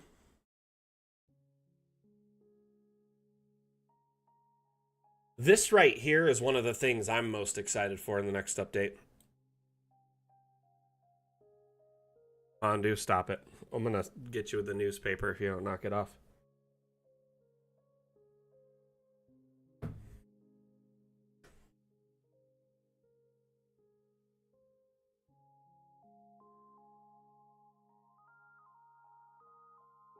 You can set it to do that, Houston Beer and Pretzel. That's the object brush has all sorts of configuration options with it to randomize it. And I think we do have a stable already. I just know what you were doing. So this here is an image of our batch exporter menu. I'll show you in just a moment, Beer and Pretzel, by the way. Basically, it allows you to save various versions of exports. So maybe you wanted one that's 72 DPI, one that's 150, one that's 300, one that's animated, one that's not, one with grid, one without, one that's morning, noon, evening, night, snow, one with, all these various options, right? So you have all these versions of the map you want to export. You could save every version of the export you want to do and then export them all one after another in a batch. It does it in a batch work order, saving you a ton of time. To start, it seems like the custom object brush will only support singular items. I did ask if we could support palettes, i.e. multiple items at once, but I don't think that'll be coming until we give the ability to select multiple objects at once.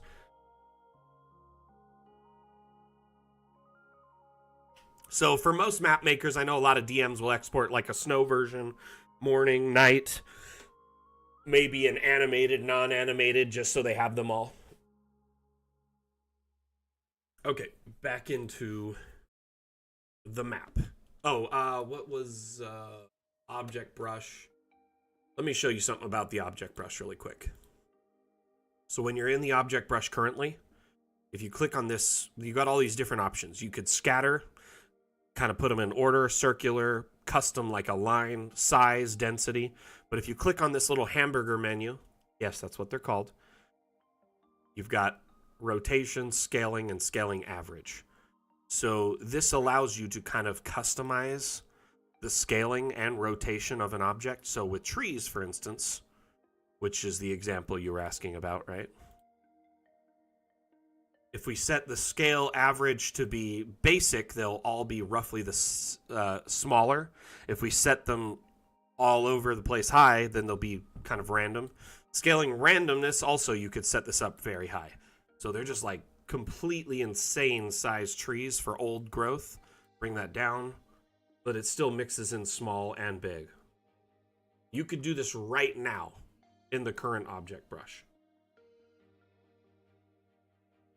Up with that tree. What is that?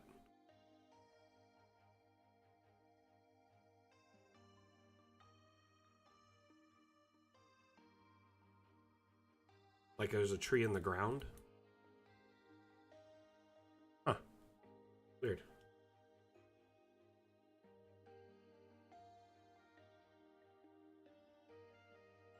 Forest bushes. There's tons of object brushes. This is available in the current build of Dungeon Alchemist. Yeah, it seems like a tree generated upside down. You're right. That is weird, right? Here's jungle foliage.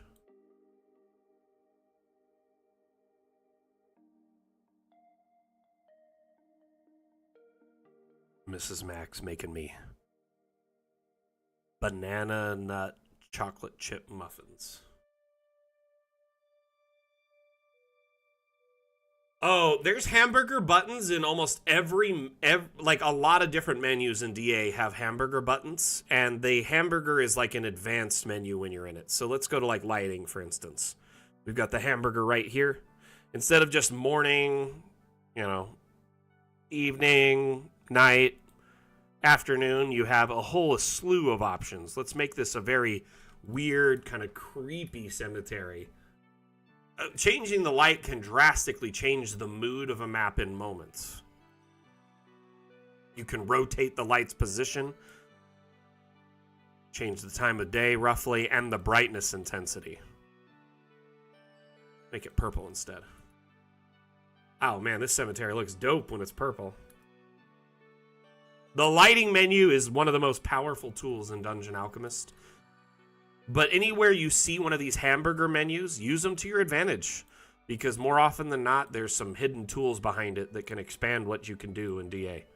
AI settings is a very powerful one as well. A lot of people don't even use it.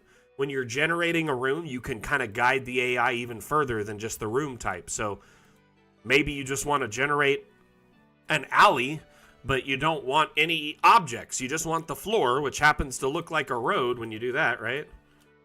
So I'm going to do this double wide, something like maybe triple wide, and I'm going to rotate it. Line it up with this as best we can.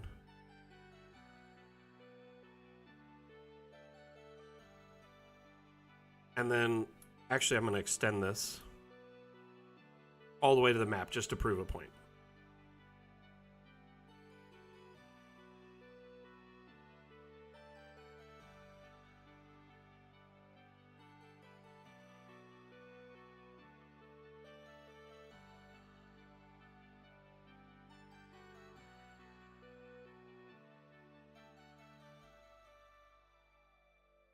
But you can generate rooms without objects, lighting, walls, windows, doors. Just generate floors, which means roads, paths. I just made a paver. Oh, it extended the map. I don't want that. I'm going to have to undo that noise. But you get the idea. Anywhere you see that hamburger button, go to town. It just means advanced options more often than not. Okay, I'm going to spend the last 10 minutes or so just expertly building the best I can. Because I have not done much today. Put some dirt in one of these little like areas here. I'm thinking like just a pile of dirt.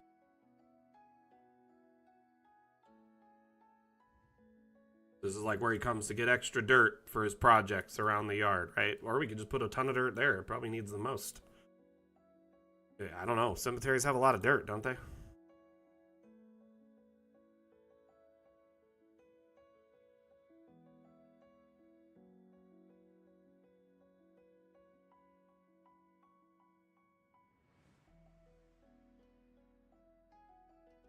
I like mixing and matching the dirt with the collisions off because it just makes the pile feel much more natural.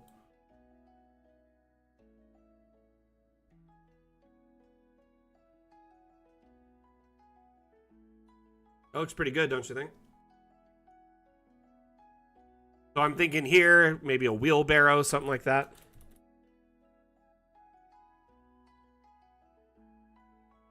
Well, he uses the dirt for various projects, you know. Maybe in the gardening or to, you know, whatever. But yeah, there's probably a lot of dirt at a cemetery that they dig up and don't use, huh? Oof. Didn't think of that. We can even put a pile of dirt inside of the...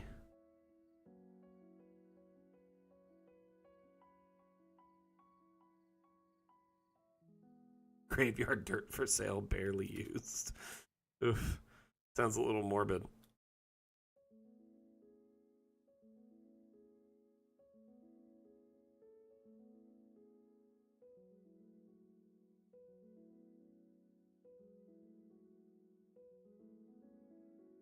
I like this, though. It feels good.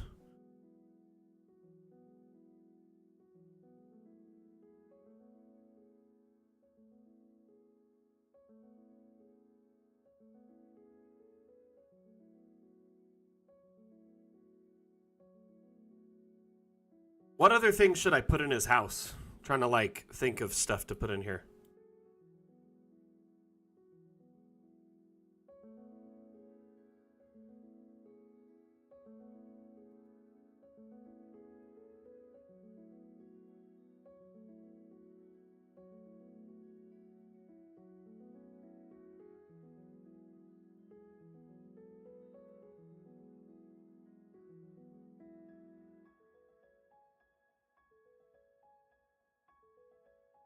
Too big.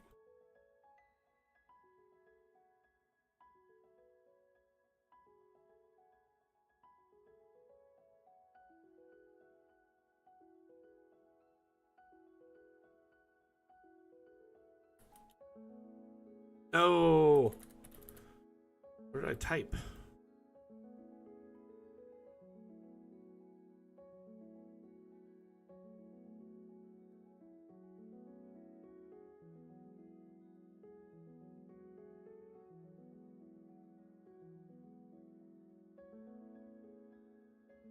He's got a tool shed here, which I do need to fill with time. We're going to fill this up and probably have more tools and stuff around. I'm thinking of putting like a little garden here somewhere. And I was going to put a path all the way around the house so we could like walk around it for the most part unimpeded. This may move, but this is going to clothesline. I might even move his laundry over here too. So it's not like right in front of his house. I'm going to rethink the clothesline here.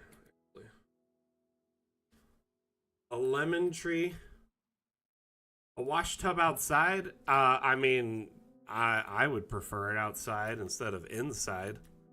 It's just me.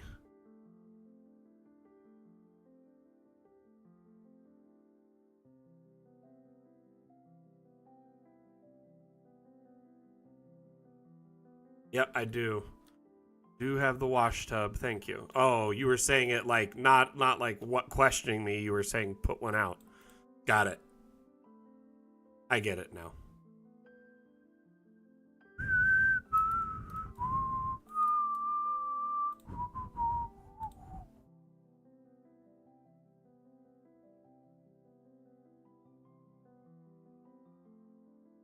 I really like these like random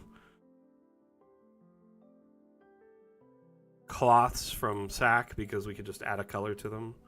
Put them in there. They look like whatever. And he even has some that are like draped, so we could do something like this.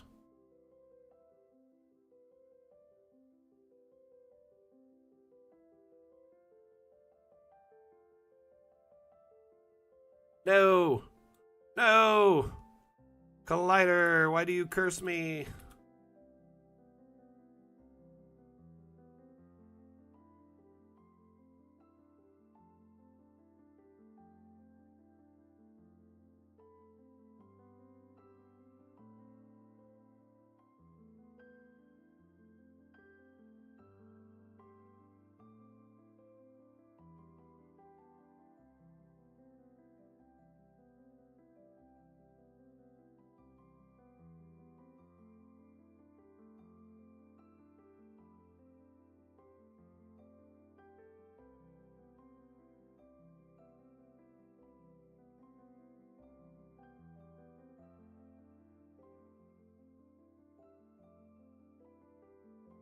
Let's change the color of this one. Maybe make it... Let's do blue. Aren't they nice? Like all the different weird like angles.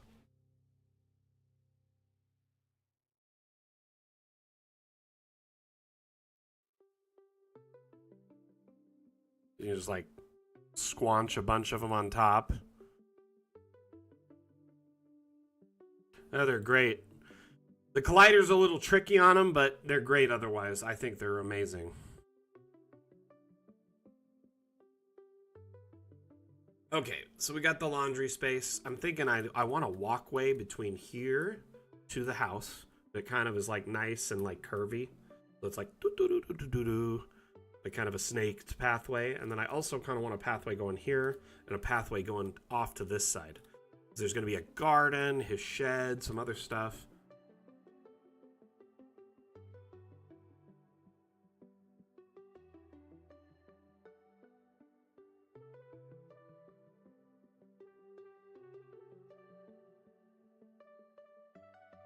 I'm sorry, looking like who?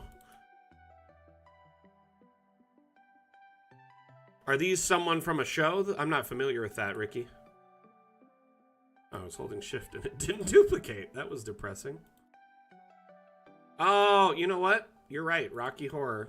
No, it's been a while since I've watched that. Several years, over a decade.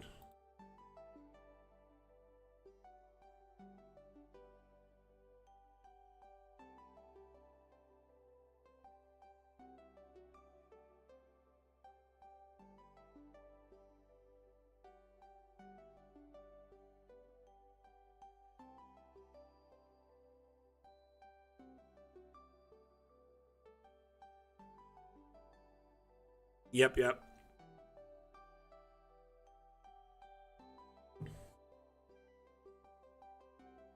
Y'all want to see something we're tinkering with for the next update?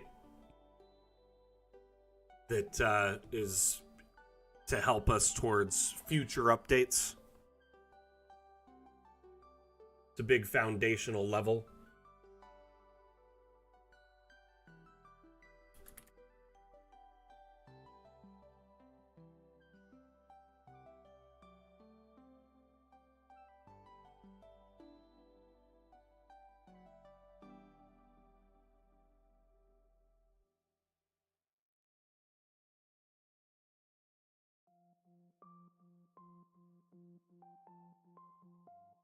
Just getting started, people.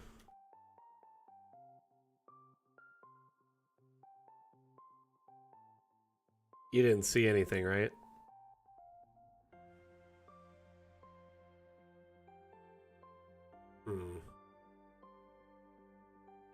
So, walkway. Man, I'm kind of thinking I wish I would have done that as the entry now. But snaking over.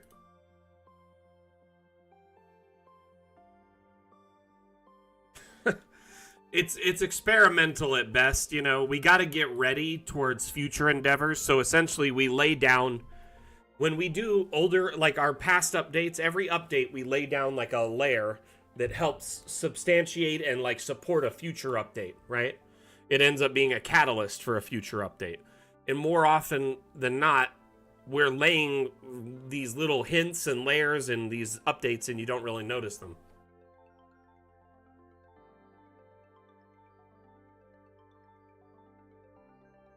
The other thing is that the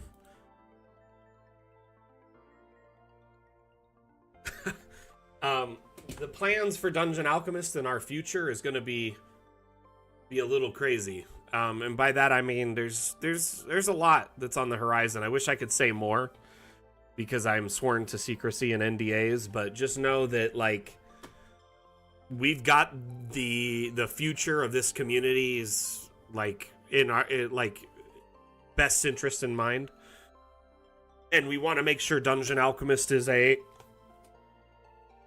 you know, a long-lasting endeavor that can, you know, be used for a long time and from end to end. Wim won't even tell me the Easter eggs he's put in. You guys want to see an Easter egg that we discovered recently because of Quentin? There is one sound effect in all of Dungeon Alchemist. I was made aware of it recently.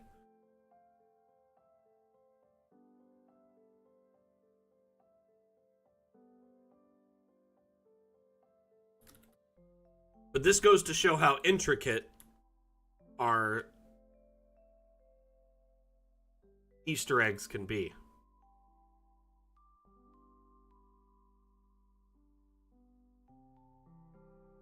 I don't know if you heard the little screaming, yay! You may not be able to hear this desktop from my stream. But if you shoot a target with a cannon, you'll hear it. Trust me. Make sure you have your headphones or speakers on.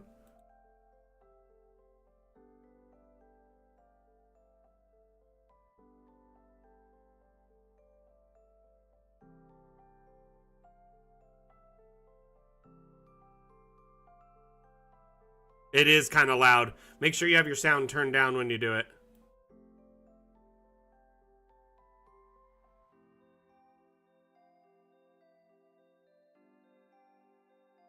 So it does like a cheer, like yay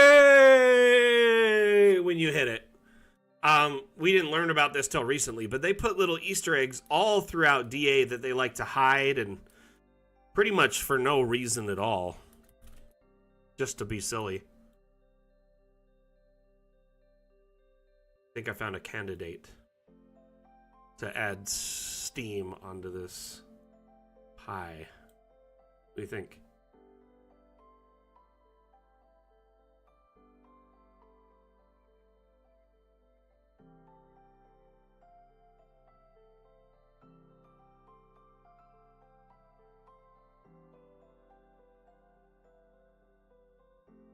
Oh my gosh, that's so good.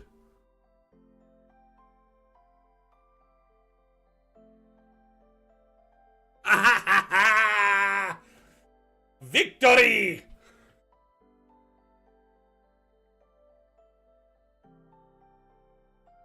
I'm glad we find. I was thinking about how to approach this the whole time. That geyser's a little bit slower. Let's see. Ah, it's the same animation.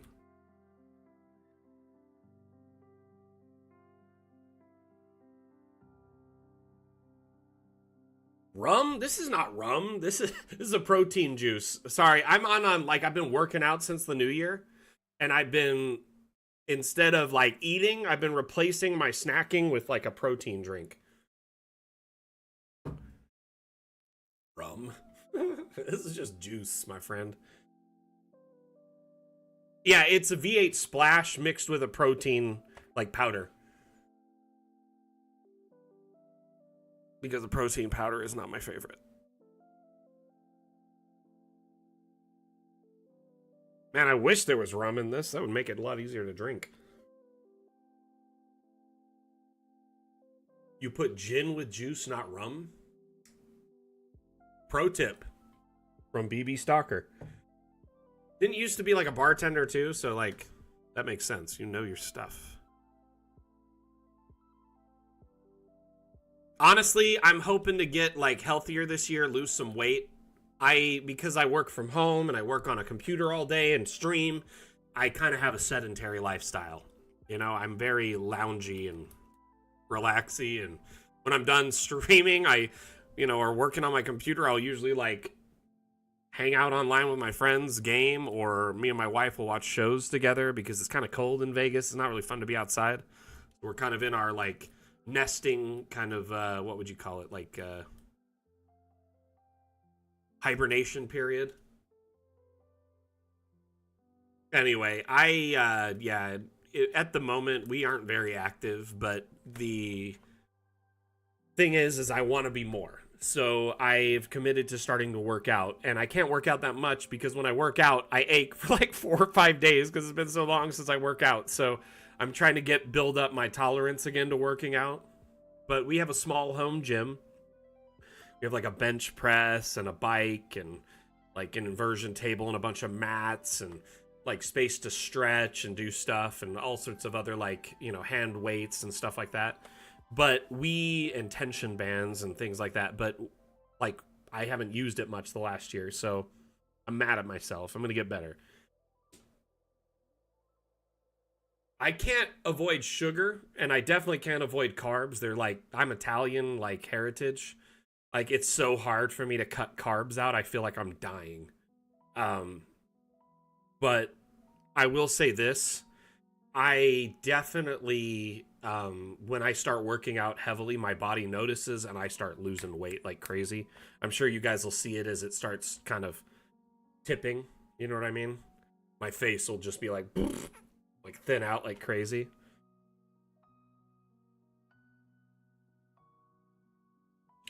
Oh no, I've been fine. I'm more mad at myself for not working out for a year. You know what I mean?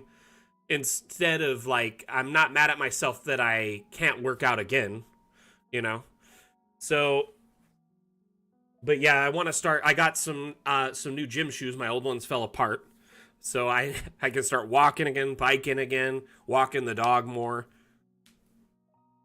I'm really excited. Honestly, like in my house we eat a lot of pasta.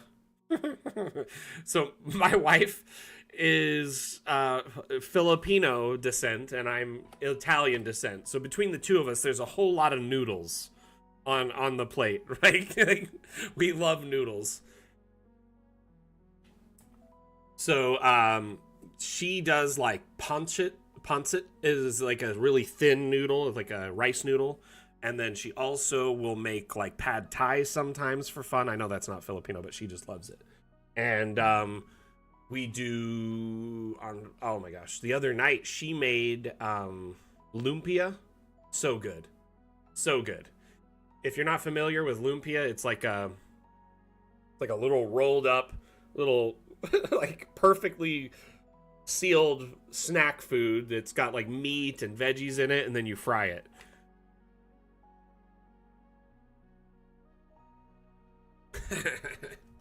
Anyway, love that stuff. It is very good. So you take like a egg roll wrap, right? And then you cook some meat. You can do chicken, you can do steak, you can do beef, whatever you prefer, pork. You cook it up, and then you mix the meat with some veggies. So it's like green beans, corn, all sorts of whatever veggies you want.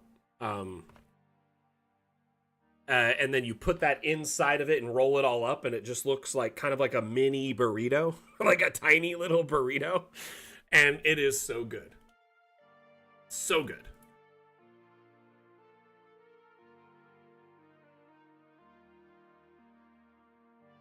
You know what? I think I've got a good amount done for today. Let's save, and then we'll wrap up. Thank you so much, everyone, for being here. I had a lot of fun.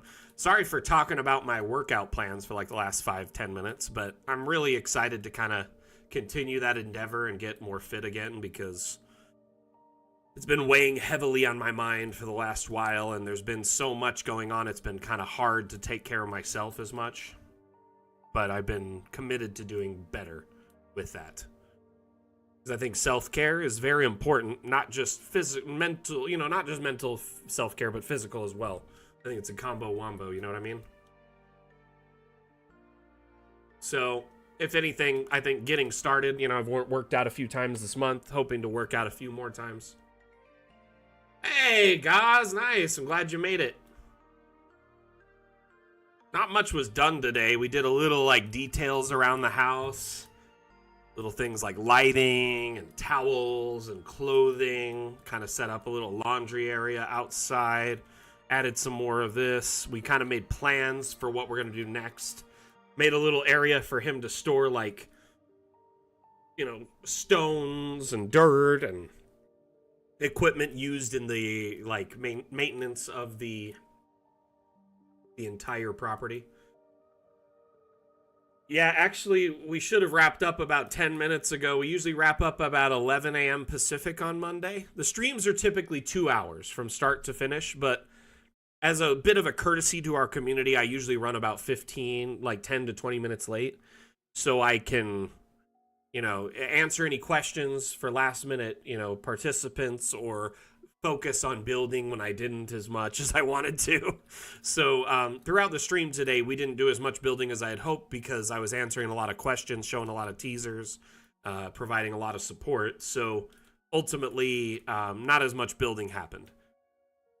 Hey, no problem. Thank you all for being here. I had so much fun hanging out with y'all today. I hope you learned something today, whether it was just one little thing about Dungeon Alchemist. Additionally, I do want to remind you all that we stream several times per week. We do Monday, Mapmaker Monday, every Monday, like today. And that's a multi-stream available on, Twitch, TikTok, Facebook, YouTube, Twitter, Steam, etc. So we're live on all these platforms simultaneously. Wednesday, though, our next stream is actually exclusive to our Discord. Discord can't be included in the multi-stream because Discord doesn't allow it, so we do a stream just for our Discord community every Wednesday. We call it Office Hours. I like to think of it as hey, if we had a physical location and you could come and visit us and get a tour and meet the staff and ask questions, that's kind of what the equitable, scenario would be for an online office hour stream. Wind shift left, wind shift right. is pro, BB. Trust me, it's amazing. It allows you to jump windows all across your different displays. I do it all the time. And also, WinShift S is my favorite too. Another one. WinShift S is like a screenshot tool. You can actually select areas to just screenshot like an area, or you can select and screenshot the whole window.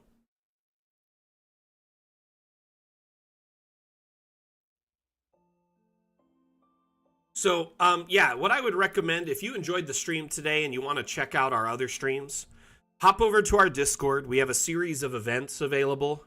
Events are upcoming streams or other, things going on in our community, but currently mainly just streams. Our next stream is Wednesday, and that's at 10 a.m. Pacific. That would be 1 p.m. Eastern and 6 p.m. UTC. And I hope you can extrapolate from that, based on your time zone. But with that in mind, office hours is essentially a nice, fun, hangout, laid-back session where we get to know each other as like-minded GMs and cartographers. But also, if you have suggestions, feedback for myself or the dev team, you have needs for support or questions, the stream is AMA format, so you can jump in and get support the whole stream. We essentially just talk DA, show off teasers, but also talk about each other's campaigns, come up with ideas for encounters, stat blocks, maps.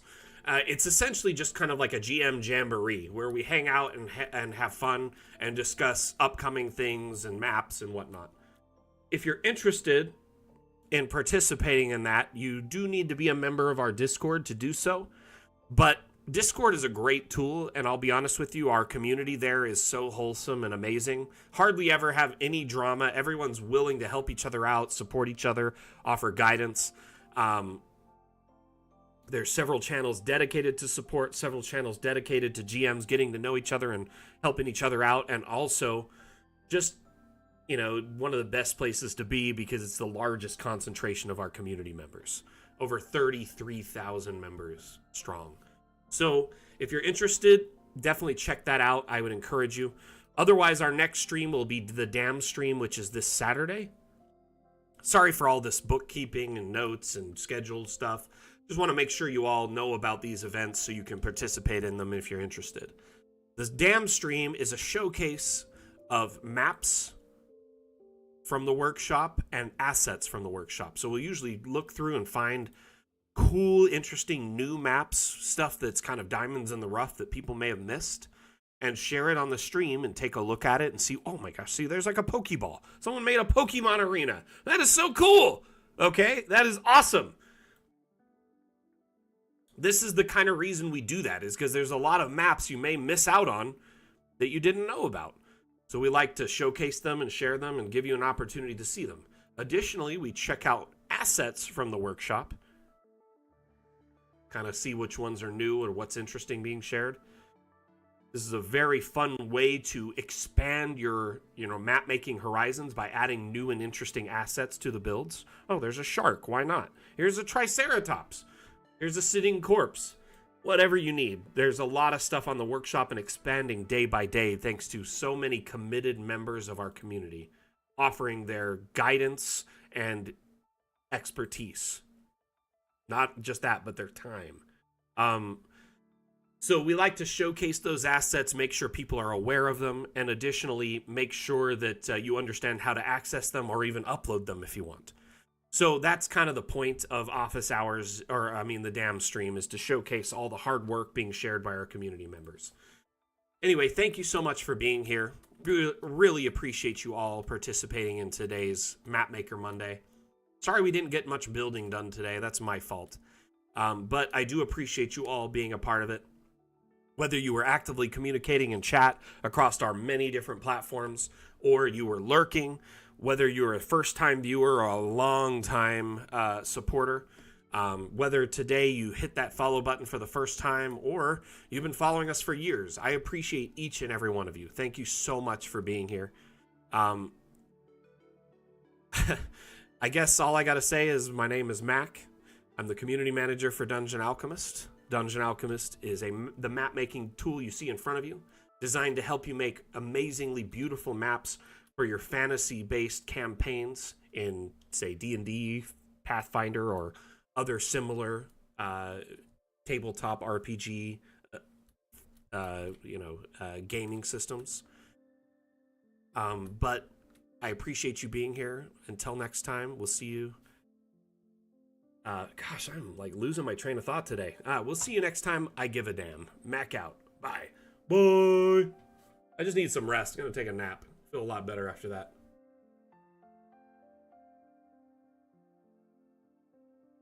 We'll do one more quick Dungeon Alchemist themed ad, which is quite funny, and then we'll end the stream, okay?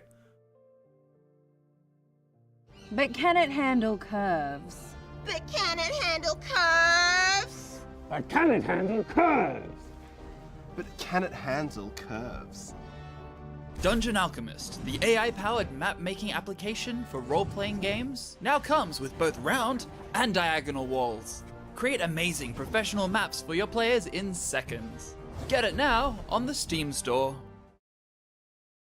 Thank you, everyone, for being here. Have a wonderful week. We'll see you on Wednesday or possibly Saturday. Back out. Bye.